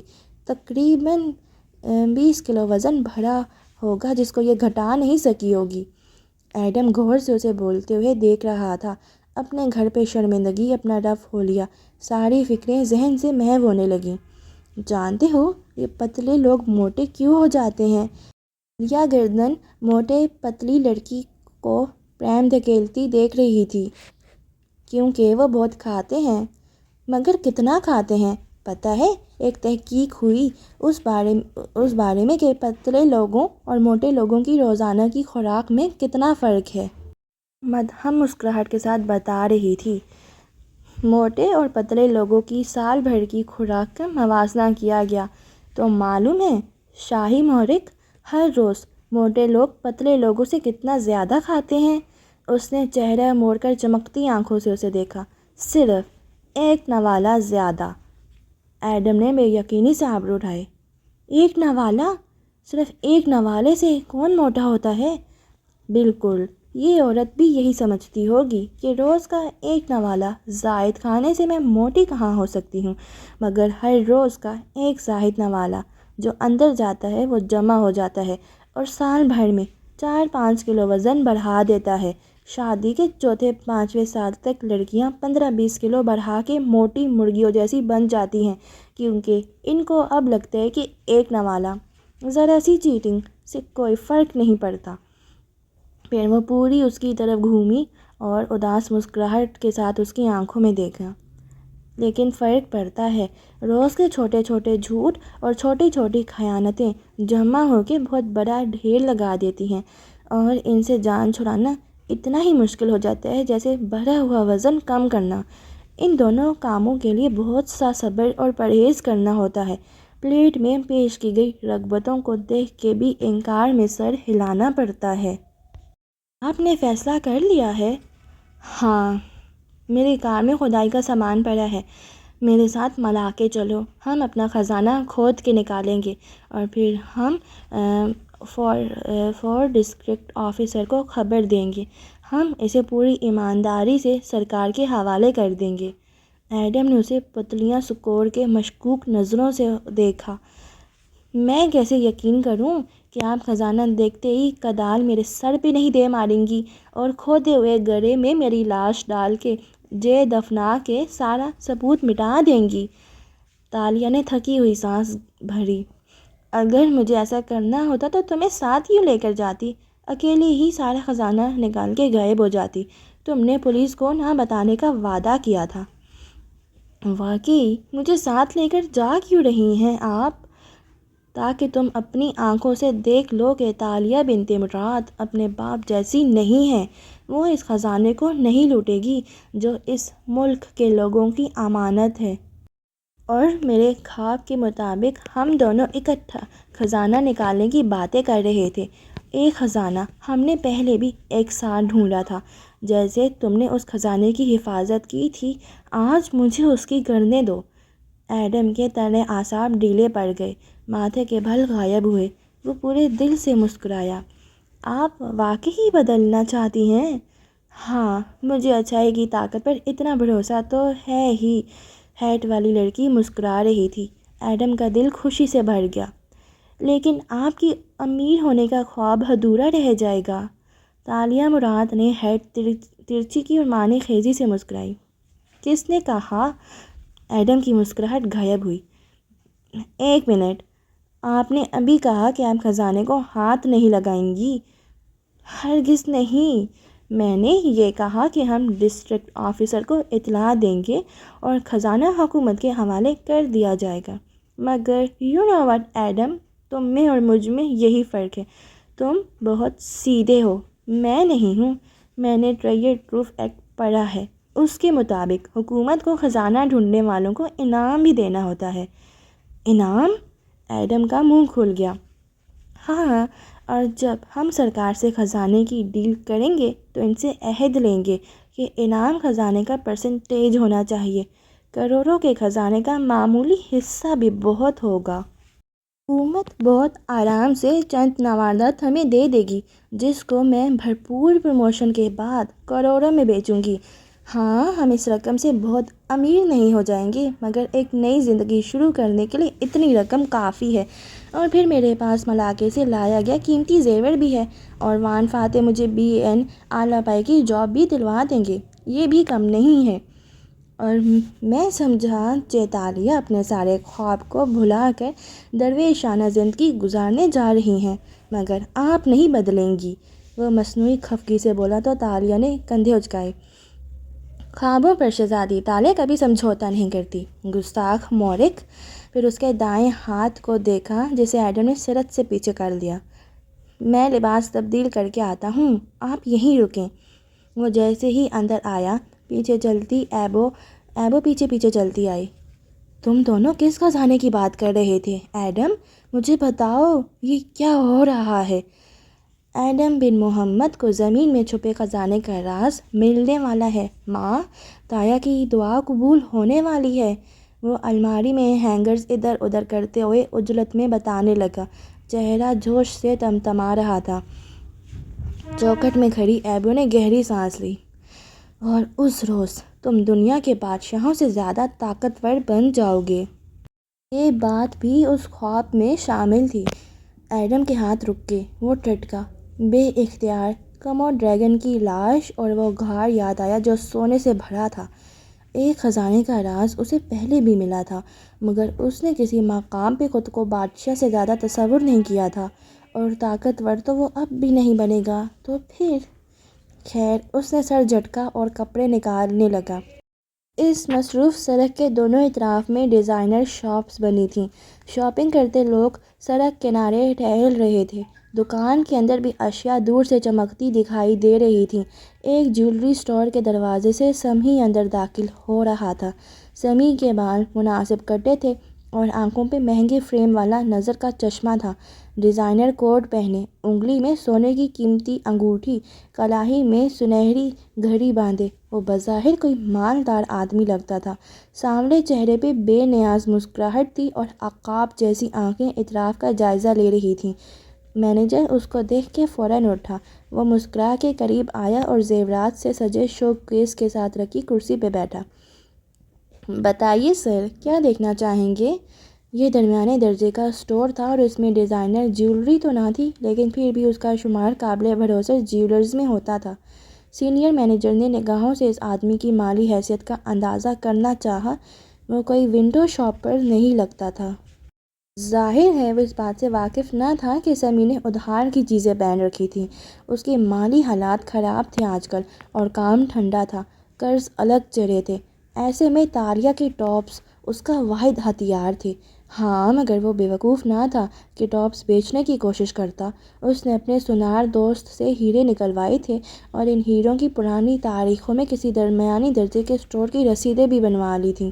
ایسے اسٹور کے جیولر مالکان اپنے جاننے والے چوروں اور نوزر بازوں کی چوری شدہ رسیدیں بنا دیتے تھے تاکہ انہیں بیچنا آسان ہو۔ اس کے سونار دوست نے ہیرے دیکھتے ہی کہہ دیا تھا کہ یہ بہت قیمتی ہیں۔ وہ ٹاپس بلیو ڈائمنڈ کے تھے اور ڈیزائنر جیولری معلوم ہوتے تھے۔ یقیناً تالیا کو اس کے کسی چاہنے والے نے دیے ہوں گے۔ اپنی والدہ کے ڈائمنڈز کو میں انگوٹھی میں جڑوانا چاہتا ہوں۔ دراصل میری شادی ہو رہی ہے، وہ مسکرا کے بتا رہا تھا۔ ساتھ ہی جیب سے ایک باکس نکالا اور اسے کھولا۔ اس کے اندر وہ دونوں ہیرے ایک سونے کے لاکٹ کے ساتھ پڑھے دکھائی دیتے تھے۔ لاکٹ پرانا تھا اور ایسا لگتا تھا اندر سے ہیرے اتارے گئے ہوں۔ میں نے ایک جیولر سے ان کو اتروایا، مگر اس نے انگوٹھی کے جو ڈیزائن دکھائے وہ مجھے پسند نہیں آئے۔ میں اسے آپ کے پاس لے آیا۔ شیور سر، آپ کے ذہن میں کوئی ڈیزائن ہے؟ مینیجر نے فوراً باکس قریب کیا اور ٹویزر سے ایک ہیرا اٹھا کے دیکھا۔ اس کی چمک آنکھوں کو خیرہ کر رہی تھی۔ میں یہ ڈیزائن چاہ رہا تھا۔ میری منگیتر کو یہ پسند ہے، مگر سرپرائز دینا ہے تو اس لیے۔ وہ موبائل پہ ایک ڈیزائن دکھانے لگا۔ آپ کے پاس رسید ہے نا اس کی؟ دراصل سسٹم ایسا ہے کہ مینیجر وضاحت دینے لگا۔ بظاہر شک کرنے کی وجہ تو نہ بنتی تھی، مگر وہ مجبور تھا۔ آف کورس ہے۔ اس نے جیب سے فوراً کاغذ نکال کے دکھائے۔ والدہ نے تقریباً 5 برس پہلے یہ لاکٹ بنوایا تھا۔ ان کی وفات کے بعد سے ایسا ہی پڑا ہے۔ اب وہ رٹی رٹائی کہانی سنا رہا تھا۔ بہت قیمتی ہیرا ہے یہ۔ مینیجر متاثر کن نظروں سے ہیرے کو الٹ پلٹ کے دیکھ رہا تھا۔ پھر اس نے احتیاط سے دونوں ہیروں کو ڈبی میں ڈالا۔ میں ان کو چیک کر لوں، پھر بتاتا ہوں کہ کیا کرنا ہے، خوش اخلاقی سے کہتا مینیجر ہیروں کو لیے شو کیس کے سرے تک آیا جہاں نیچے چند مشینیں رکھی تھیں۔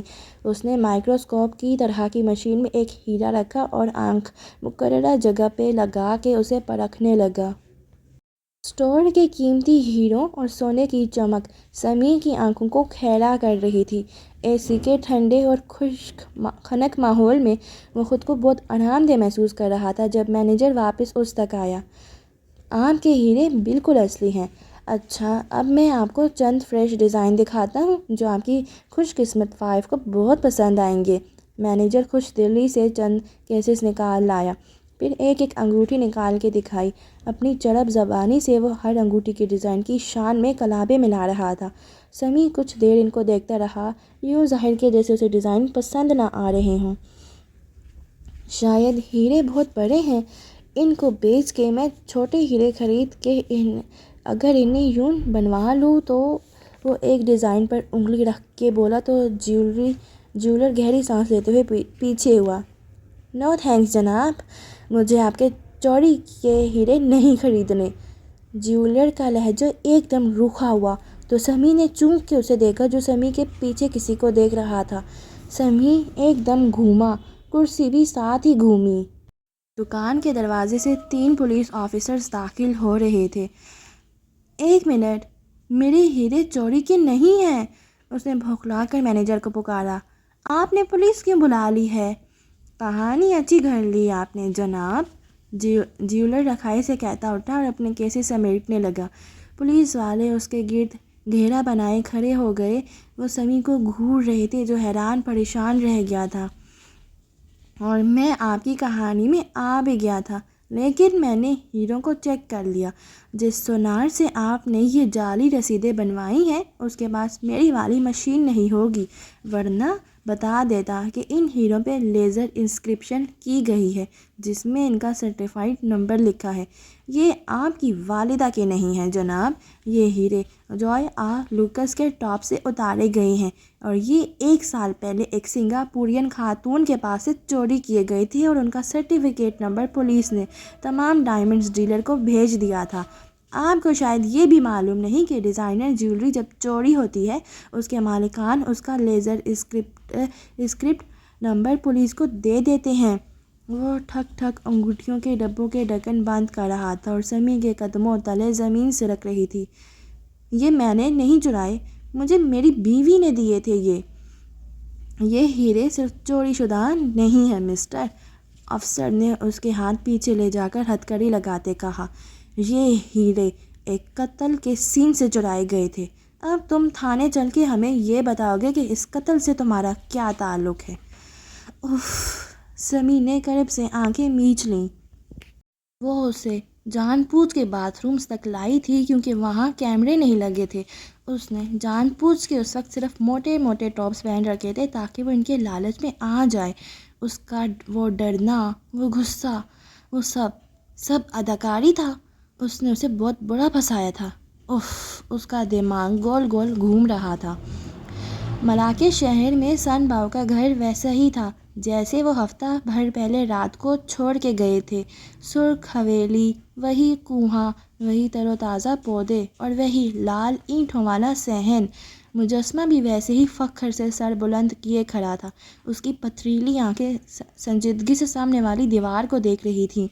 اس وقت ان کو کھدائی کرتے کئی گھنٹے بیت چکے تھے۔ مجسمے کے قریب اینٹیں اکھڑی پڑی تھیں اور گہری جگہ کھدائی ہوئی تھی۔ شام ہو چکی تھی اور وہ دونوں مٹی سے اٹے کپڑوں کے ساتھ دستانے چڑھائے، بال پلاسٹک کیپ میں ڈھانکے، کدالیں پکڑے کھودنے میں لگے تھے۔ اب ہمیں یہ جگہ کھود لینی چاہیے تھی۔ ایڈم سانس لینے کو رکا تو شکایتی انداز میں بولا۔ اس کا چہرہ مٹی سے اٹا تھا اور کپڑے بھی میلے ہو رہے تھے۔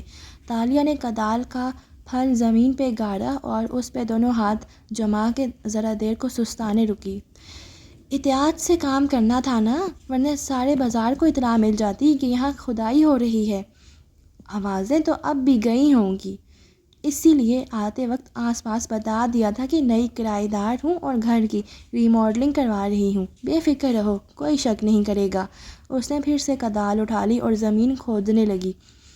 600 سال نے اس جگہ کو بدل کے رکھ دیا تھا۔ مجسمہ ویسا نہ تھا جیسا اس نے بنایا تھا۔ جگہ جگہ سے وہ ٹوٹا ہوا لگتا تھا، گویا بعد میں مرمت کی گئی ہو۔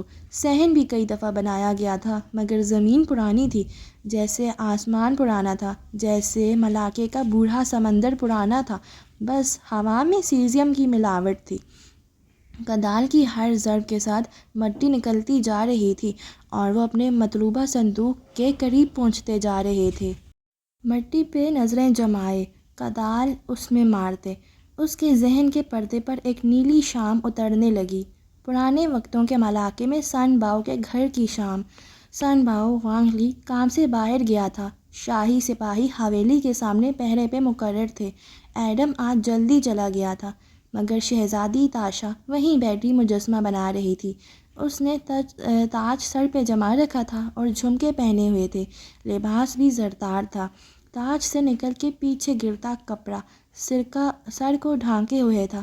اس کامدار لباس کے باوجود وہ مہارت سے مجسمے پہ ہاتھ چلا رہی تھی۔ اتنے سال میں نے اس مجسمے کو دیکھا، مگر میں نہیں جانتا تھا کہ یہ وقت میں پیچھے جا کے تم نے بنایا تھا۔ آواز پہ وہ چونک کے پلٹی۔ فاتح اوپر اپنے کمرے کی کھڑکی میں کھڑا تھا۔ تالیہ نے گردن اٹھا کے اسے دیکھا اور مسکرائی۔ توانکو شہزادی، فاتح نے سر کو خم دیا۔ ادب یہاں بھی پہلا کرینہ ہی تھا۔ آپ کے گھر میں جو مجسمہ نصب ہے اس پہ جگہ جگہ ٹوٹ پھوٹ ہوئی نظر آتی ہے۔ مجھے یاد ہے ہمارے وقت میں سفر والے روز اسرا کے مدعو کرنے پہ میں وہاں گئی تھی تو دیکھا تھا۔ ہاں، کونوں سے وہ ٹوٹا رہتا ہے، مگر تاریخی ورثے کی حفاظت کے شوقین لوگ اس کی مرمت کرواتے رہتے ہیں۔ آخری دفعہ اسرا نے اس کی نوک پلک سنواری تھی۔ وہ زینوں اترتے ہوئے نیچے آیا تو ساتھ ہی بولتا جا رہا تھا۔ وہ گاڑے میں لتھڑے ہاتھ لیے اس کو دیکھے گئی۔ سفید چھوٹے کرتے اور پاجامے میں وہ بہت صاف رنگت والا اونچا لمبا غلام مسکراتے ہوئے قریب آ رہا تھا۔ ملیشیا میں وہ ایک سٹار سیلیبریٹی تھا اور یہاں وہ ایک غلام، مگر وہ دونوں جگہوں پہ وہ اس کا تھا۔ کیا سوچنے لگیں؟ وہ اس کے بالکل سامنے آ رکا، مسکراتے ہوئے غور سے اس کی آنکھوں میں دیکھا۔ وہ سنبھل کے مسکرائی۔ عجیب باتیں سوچتی ہوں میں آج کل، مثلاً کیا ہم واپس جا سکیں گے توانکو؟ میں نے وعدہ کیا ہے کہ ہم جائیں گے تو ضرور جائیں گے۔ پھر آواز دھیمی کی۔ ایک دفعہ ہمیں مراد راجہ کا خزانہ مل جائے، ہم اس کو ایسے گھیریں گے کہ اسے اپنی جان بچانے کے لیے ہمیں وہ چابی دینی پڑے گی۔ وہ مطمئن تھا، پر امید تھا۔ اس وقت تک اس کو مراد راجہ کی شرط کا گمان تک نہ ہوا تھا۔ سوچ رہی ہوں واپس جا کے کیا ہوگا۔ وہ اپنی سوچتی نظریں اس کے چہرے پہ جمائے ہوئے تھی، ہاتھوں کی مٹی سوکھنے لگی تھی۔ آپ تو مجھے آزاد کر دیں گے، مگر سارا ملک، آپ کا خاندان، دوست، فینس، کوئی کبھی نہیں جان پائے گا کہ آپ نے 600 سال پہلے کی ایک شہزادی سے شادی کی تھی۔ کیا تم چاہتی ہو کہ لوگ جانیں؟ میں چاہتی ہوں کہ مجھے آزاد کرنے کے بعد بھی آپ ایسے ہی رہیں۔ KL میں آپ مجھے ایک بگڑی ہوئی امیر زادی سمجھتے تھے، مگر اب آپ جانتے ہیں کہ میں ایسی نہیں ہوں۔ ہم نے اندھیر جنگلوں کا سفر ایک ساتھ کیا ہے۔ میں چاہتی ہوں آپ مجھے کبھی نہ بھلائیں۔ میں تمہیں کیسے بھلا سکتا ہوں؟ یہ وقت تو ایک سرمایہ ہے، ہم نے اسے سیکھنا ہے۔ ماضی ہوتا ہی سیکھنے کے لیے ہے۔ تالیہ نے مسکرا کے سر کو خم دیا۔ میرے خواب میں آپ نے کہا تھا کہ میں آپ کے ساتھ رہوں۔ آپ کو میری ضرورت ہے اور مجھے آپ کی۔ سوری، مگر وان فاتح کو کسی کی ضرورت کبھی نہیں رہی۔ اس نے شانے اچکا دیے، پھر ساتھ سے گزر کے آگے آیا اور قریب سے مجسمہ دیکھنے لگا۔ تالیہ نے پلٹ کے اسے دیکھا۔ اور اگر مجھے آپ کے قریب رہنا ہو تو میں کیا کروں؟ نیلی شام ابھی تک روشن تھی اور سن بھاؤ کا گھر خاموش تھا۔ ایسے میں آدھے بنے مجسمے کے ساتھ وہ دونوں یوں کھڑے تھے کہ فاتح مجسمے کو دیکھ رہا تھا اور وہ آدھی مڑ کے اسے۔ تم کئی دفعہ کہہ چکی ہو کہ تم یہاں سے دور چلی جاؤ گی، امریکہ وغیرہ۔ چلی تو میں جاؤں گی، اپنی کچھ چیزیں لے کر۔ اس نے نظریں جھکا کے مجسمے کے قدموں کو دیکھا جہاں زمین برابر تھی، مگر منو مٹی تلے اس کا خزانہ چھپا تھا۔ لیکن اگر کبھی ارادہ بدل دوں اور آپ کے ساتھ رہنا چاہوں تو کیسے رہوں؟ وہ آہستہ سے اس کی طرف گھوما، ایسے کہ پتلیاں سکیڑے اس کی بات پہ کچھ سوچنے لگا تھا۔ میرے آفس میں جاب کر لینا۔ مگر آپ کو تو میری ضرورت نہیں ہے، اس نے فوراً جتایا۔ ہاں، وہ تو نہیں ہے، لیکن میری زندگی تالیہ صرف کام کے گرد گھومتی ہے۔ اگر تمہیں میرے قریب رہنا ہے تو تمہیں میرے آفس میں جاب کرنی پڑے گی۔ پھر سے کندھے اچکائے۔ صدا کا بے نیاز اور مطمئن آدمی۔ آپ کے آفس میں مجھے کون سی جاب مل سکتی ہے؟ پھر ٹھہر کے بولی۔ آپ کے آفس میں کون سی جاب اعلیٰ ترین ہے اور کون سی ادنیٰ ترین؟ اعلیٰ ترین تو ممبرز پارلیمنٹ ہوتے ہیں۔ وہ تو میں نہیں بن سکتی۔ ادنیٰ ترین کون ہوتے ہیں؟ سب سے ادنیٰ اور معمولی جاب سیکیورٹی ورکرز کی ہوتی ہے، مگر نہیں، وہ آفس کے باہر ہوتے ہیں۔ پھر رہ گیا لفٹ والا آدمی۔ وہ بھی ہمارے فلور پہ نہیں ہوتا۔ وہ ٹھوڑی کھجاتے ہوئے سوچنے لگا۔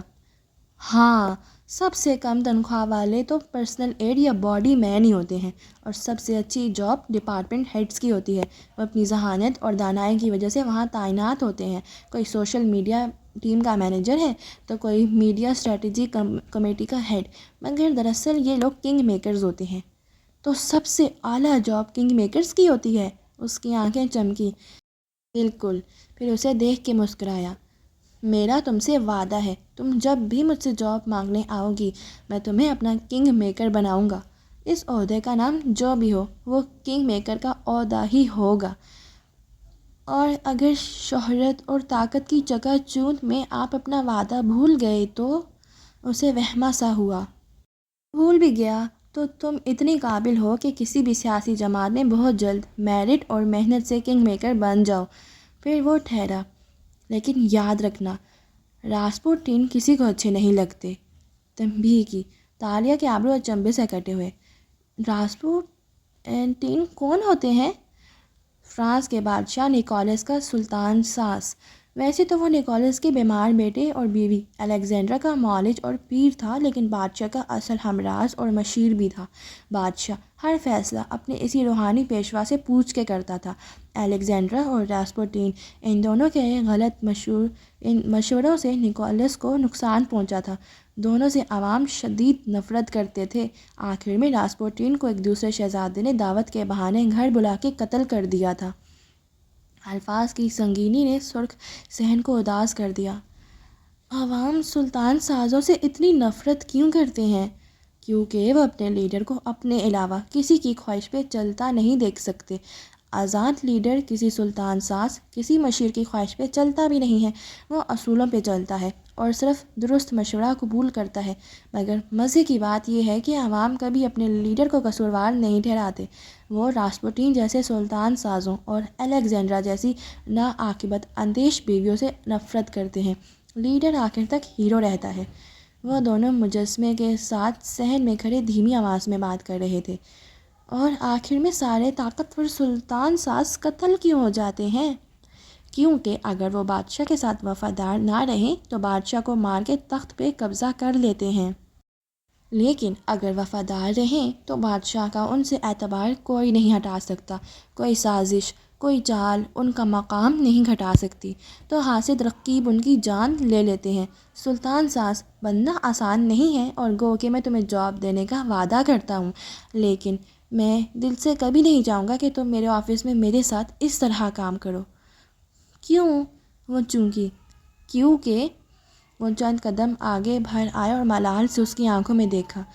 یہ ایسی دلدل ہے جس میں کیچڑ ہی کیچڑ ہے، یہ تمہیں اپنے اندر دھسا لے گی، اور اگر دھسا نہ سکی تو لباس داغدار ضرور کرے گی۔ میں کبھی نہیں چاہوں گا کہ صرف میرے ساتھ رہنے کے لیے تم اس دلدل میں قدم رکھو۔ وہ فکر مند لگتا تھا۔ تالیہ مسکرا دی۔ جیسے آپ کو میری ضرورت نہیں، ویسے ہی مجھے بھی آپ کی ضرورت نہیں، میں تو آپ کا امتحان لے رہی تھی۔ پھر شہزادی نے گھمنڈی سے سر جھٹکا اور بے نیازی سے واپس گاڑی کی طرف پلٹ گئی۔ فون کی گھنٹی نے اسے چونکایا تو وہ ہال میں واپس آئی۔ ایڈم اور وہ خزانے کے قریب پہنچ چکے تھے اور اس کا فون بج رہا تھا۔ تالیہ نے کدال رکھی اور فون جیب سے نکالا۔ داستانہ اتارتے ہوئے پیغام دیکھا، پھر مسکرا دی اور فون واپس رکھ دیا۔ کیا ہوا؟ ایڈم نے زمین کھودتے ہوئے تشویش سے سر اٹھایا۔ میرا ایکس سمی میرے پیچھے پڑا تھا۔ ابھی اطلاع ملی ہے کہ پولیس اسے پکڑ کے لے گئی ہے، اور آپ تو اتنی معصوم ہیں کہ اس میں آپ کا ہاتھ ہی نہیں ہوگا۔ ہاتھ نہیں، دماغ ہے، دماغ۔ مسکراتے ہوئے داستانے چڑھائے اس نے واپس کدال اٹھا لی۔ میرا اور داتن کا ایک چور دوست ہے، آسفل۔ اس نے مجھے ایسی ڈیزائنرز جیولری کا بندوبست کر کے دیا جو قتل کے کیس سے تعلق رکھتی تھی، اور بیچنے والے نے کوڑیوں کے مول بیچ کے جان چھڑائی تھی۔ سمی نے وہ ہیرے مجھ سے لیے اور انہیں بیچنے کی کوشش کرتے پکڑا گیا۔ پوچھو کیسے؟ ہیروں پہ یقیناً لیزر انسکرپشن کی گئی ہوگی، جو کہ سرٹیفائیڈ ڈائمنڈز بھی ہوتی ہے۔ اوہ، تمہیں کیسے پتا؟ کیونکہ میں کتابیں پڑھتا ہوں۔ اس نے زور سے کدال کی ضرب لگائی۔ بالآخر لوہے کے صندوق کا کنارہ نظر آ رہا تھا۔ یا اللہ! وہ دونوں گڑھے میں اترے اور تیزی سے مٹی ہٹانے لگے۔ کیڑے، پودوں کی جڑیں، پتھر اور یہ تاریں، جگہ جگہ سے نکلتی تاریں بہت رکاوٹ ڈال رہی تھیں، مگر جلدی ہی وہ مٹی کم کرتے گئے، یہاں تک کہ صندوق کی اوپری سطح واضح ہوئی۔ لوہا یوں لگتا تھا جیسے گل گیا ہو، زنگ آلود، بوسیدہ لوہا۔ جس کے درمیان میں بڑا سا شگاف تھا اور مٹی بھری تھی۔ تالیہ کا ماتھا ٹنکا، یہ شگاف کیوں ہے؟ مگر نہیں۔ اس نے سارے وہموں کو ذہن سے جھٹکا اور ہتھیلیوں سے مٹی ہٹانے لگی۔ ان دونوں کی زبانیں ساخت تھیں اور ہاتھ تیز تیز کام کر رہے تھے، یہاں تک کہ صندوق کی ساری مٹی انہوں نے باہر نکال دی، اور وہ صندوق خالی تھا، خزانہ وہاں نہیں تھا۔ تالیہ کا مٹی سے اٹا چہرہ ساخت ہو گیا۔ ایڈم بھی شل رہ گیا۔ وہ ذہن اتنا پکا اور قدیم تھا کہ یوں لگتا تھا برسوں سے کسی نے ایک اینٹ بھی نہیں ہلائی۔ مجسمہ بھی اپنی جگہ پہ موجود تھا، تو پھر خزانہ کہاں گیا؟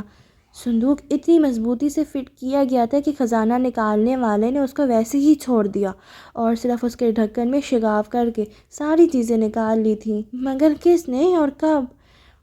یہ نہیں ہو سکتا تالیہ، یہ ناممکن ہے۔ اب حالت یہ تھی کہ صحن کے درمیان میں گڑھا کھدا ہوا تھا اور اس کے دہانے پہ وہ دونوں مٹی مٹی ہوئے پیر لٹکائے بیٹھے تھے۔ ہمارا خزانہ کہاں گیا ایڈم؟ وہ سرگوشی میں بولی۔ ششدر نظریں ٹوٹے ہوئے صندوق پہ جمی تھیں۔ کسی نے ہم سے پہلے خزانہ نکال لیا ہے، مگر کس نے؟ اب ہمیں حکومت کا انعام نہیں ملے گا اور میری شادی کے پیسے بھی اکٹھے نہیں ہو پائیں گے، یعنی ہم وہیں پہ آ گئے ہیں جہاں سے شروع ہوئے تھے۔ ہمارا خزانہ چوری ہو گیا ہے، وہ کھوئی کھوئی سی بولی، اور ہم پھر خالی ہاتھ ہیں۔ وہ دونوں کہیں دیر وہیں بیٹھے رہے، شل معاف دماغ لیے، سب کچھ جیسے ختم ہو گیا تھا۔ ہم نے کیوں سوچ لیا تالیہ کہ 600 سال گزرنے کے بعد بھی خزانہ اپنی جگہ پہ موجود ہوگا؟ وہ بھی بنا پلکے جھپکے درختوں کو دیکھ رہا تھا۔ 557 سال ایڈم، اور ان دونوں میں سے کوئی نہ ہنسا۔ وہ چپ چاپ گم سم سے بیٹھے رہے۔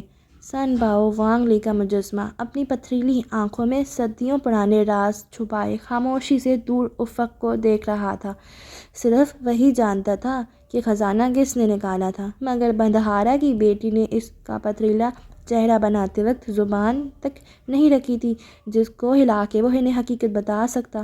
اس کی صرف آنکھیں تھیں جن میں سارے راز پتھر ہو چکے تھے۔ سوموار کی صبح کے ایل کے دفتروں میں کام شروع ہو چکے تھے۔ منڈے مارننگ کسی کو پسند نہ تھی، مگر جمعیاں روکتے اتوار کے ہنگاموں کو بھلانے کی صحیح کرتے ورکرز کام میں لگے تھے۔ پتر اور ٹریڈ سینٹر کے اس فلور پہ بارسا نیشنل کا دفتر بھی معمول کی مصروفیات کا شکار دکھائی دیتا تھا۔ وہاں فاتح کے آفس کے سامنے بنے چھوٹے سے سٹنگ ایریا میں تالیہ مراد بیٹھی نظر آتی تھی، بالوں کا جوڑا بنائے۔ وہ بھوری اسکرٹ بلاؤز پہ سفید کوٹ پہنے کوئی ایگزیکٹو لگ رہی تھی۔ وہ ابھی ابھی آ کے بیٹھی تھی اور اسے دیکھتے ہی فاتح کا سیکریٹری عثمان فوراً چلا آیا تھا۔ میم، آپ تھوڑا سا انتظار کریں، فاتح صاحب سے آپ کے اپائنٹمنٹ لیٹر کا پوچھ کے آتا ہوں، شائستگی سے بولا تو تالیہ نے بے نیازی سے گردن ہلائی اور ادھر ادھر دیکھنے لگی۔ عثمان چلا گیا تو اس کا فون بجا۔ اس نے موبائل نکال کے اسکرین روشن کی۔ میں نے ساری جگہ کھود کے دیکھ لی کہ شاید چیزیں آس پاس مٹی میں گر گئی ہوں، مگر نہیں، سب غائب ہے۔ میں ابھی ملاقے میں ہوں، زمین برابر کر دی ہے اور اینٹیں جوڑ دی ہیں۔ سیمنٹ سوکھ جائے گی تو صحن پہلے جیسا ہو جائے گا، مگر تالیہ، ہمارا خزانہ کہاں گیا؟ تالیہ کی انگلی تیزی سے چلنے لگیں۔ آج مجھے معلوم ہوا ہے کہ کسی کی جائز کمائی کو یوں لوٹ لیا جائے تو کیسے دکھ ہوتا ہے ایڈم۔ میں ملاقے سے اسی لیے رات میں ہی واپس چلی آئی تھی، کیونکہ اب خزانے کا ذکر میرے لیے تکلیف دہ بن گیا ہے۔ آج سے تالیہ کسی خزانے کا پیچھا نہیں کرے گی۔ اپنی زندگی کا یہ باب میں نے سن باؤ کے صحن میں دفن کر دیا ہے۔ اس وقت وہ پیغام ٹائپ کر رہی تھی۔ عثمان اندر کھڑا فائلوں میں الجھے فاتح سے پوچھ رہا تھا، سر، وہ تالیہ کو کیا کام دینا ہے؟ وہ آ گئی ہیں، آپ مجھے بتا دیتے تو میں ان کا اپائنٹمنٹ لیٹر ٹائپ کروا دیتا۔ فاتح نے اینک اتاری اور فائل پڑے رکھی، پھر ٹیک لگا کے اسے دیکھا۔ ایش نے اسے میرے پاس بھیجا ہے، یہ کہہ کر کہ میں اس کو کوئی اعلیٰ جاب دوں۔ اوکے سر، تو کون سی جاب ان کو؟ لیکن یہ ایش کی غلط فہمی ہے کہ وہ میرے آفس میں آ کے حکم صادر کرے گا اور میں اس کی بات مان لوں گا، سرد لہجے میں کہا گیا۔ اس کا فکرہ عثمان کو ششدر کر گیا۔ مگر سر آپ نے جاب دینے کا وعدہ کیا تھا۔ ہاں، اور وعدہ پورا کرنا پڑے گا، اس لیے یوں کرتے ہیں، کسی کو چند دن کی چھٹی دے کر اس کو ہائر کر لیتے ہیں۔ یہ نازک طبع لڑکی ہفتے سے زیادہ نہیں ٹکے گی۔ اوکے سر، لیکن ڈپارٹمنٹ ہیڈز میں کسی کو بھی چھٹی دی تو وہ برا مان جائیں گے، اور میں ایک سوشلائٹ کو ڈپارٹمنٹ ہیڈ بناؤں گا۔ عثمان، تمہارا دماغ درست ہے؟ اس نے تنفر سے سر جھٹکا۔ مگر آپ نے ان کو اعلیٰ ترین عہدہ دینے کا وعدہ کیا تھا۔ غلط، میں نے وہ جاب دینے کا کہا تھا جو وہ ڈیزرو کرتی ہے۔ تم یوں کرو، عبداللہ سے کہو جہاں اس نے 11 دن چھٹی کی وہاں 20 دن مزید ناغہ کر لے۔ یہ لڑکی اول تو اس جاب کو اپنی توہین سمجھ کے لینے سے انکار کر دے گی، اور اگر قبول کر بھی لی تب بھی زیادہ دن یہ مجھے برداشت نہیں کر پائے گی۔ روز کے 15-16 گھنٹے وان فاتح کے ساتھ رہنا آسان نہیں ہوتا۔ مسئلہ حل عثمان، اب مجھے کام کرنے دو، اس نے سرد انداز میں کہتے ہوئے اینک اٹھائی اور اسے آنکھوں پہ جماتے ہوئے فائل کھول لی۔ آستینے موڑے، کونیاں میز پہ جمائے، اب وہ فائل کے مطالعے میں مصروف ہو گیا تھا۔ عبداللہ کی جگہ جاب؟ عثمان دھک رہ گیا۔ سر، اشر صاحب بہت خفا ہوں گے۔ یہ تو اور بھی اچھا ہوگا۔ ساتھ ہی 2 انگلیوں سے اسے نکل جانے کا اشارہ کیا۔ عثمان کے کان سنسنا اٹھے۔ ٹائی کی ناٹ کسی کسی تھوک نکلا اور ہمت جمع کرتے ہوئے وہ دروازے کی طرف بڑھا۔ اب اسے باہر جا کے چیت عالیہ کو یہ بتانا تھا کہ اس کے باس نے اسے آفس کا سب سے ادنیٰ ترین عہدہ دیا تھا۔ اسے تالیہ مراد کو بتانا تھا کہ آج سے وہ وان فاتح بن رمضان کی باڈی وومن ہوگی۔ اور یہیں پر آج ہمارا چیپٹر اینڈ ہو گیا ہے۔ اور گائز، مجھے آپ کمنٹس میں بتانا مت بھولیے گا کہ آپ کو آج کا ایپیسوڈ سن کر کیسے لگا، اور میری ویڈیو کو لائک کرنا بھی مت بھولے گا، اور میرے چینل کو سبسکرائب کر دیں تاکہ جب میں اگلا چیپٹر اپلوڈ کروں تو آپ کے پاس نوٹیفیکیشن چلا جائے۔ اپنا ڈھیر سارا خیال رکھیں۔ Bye bye.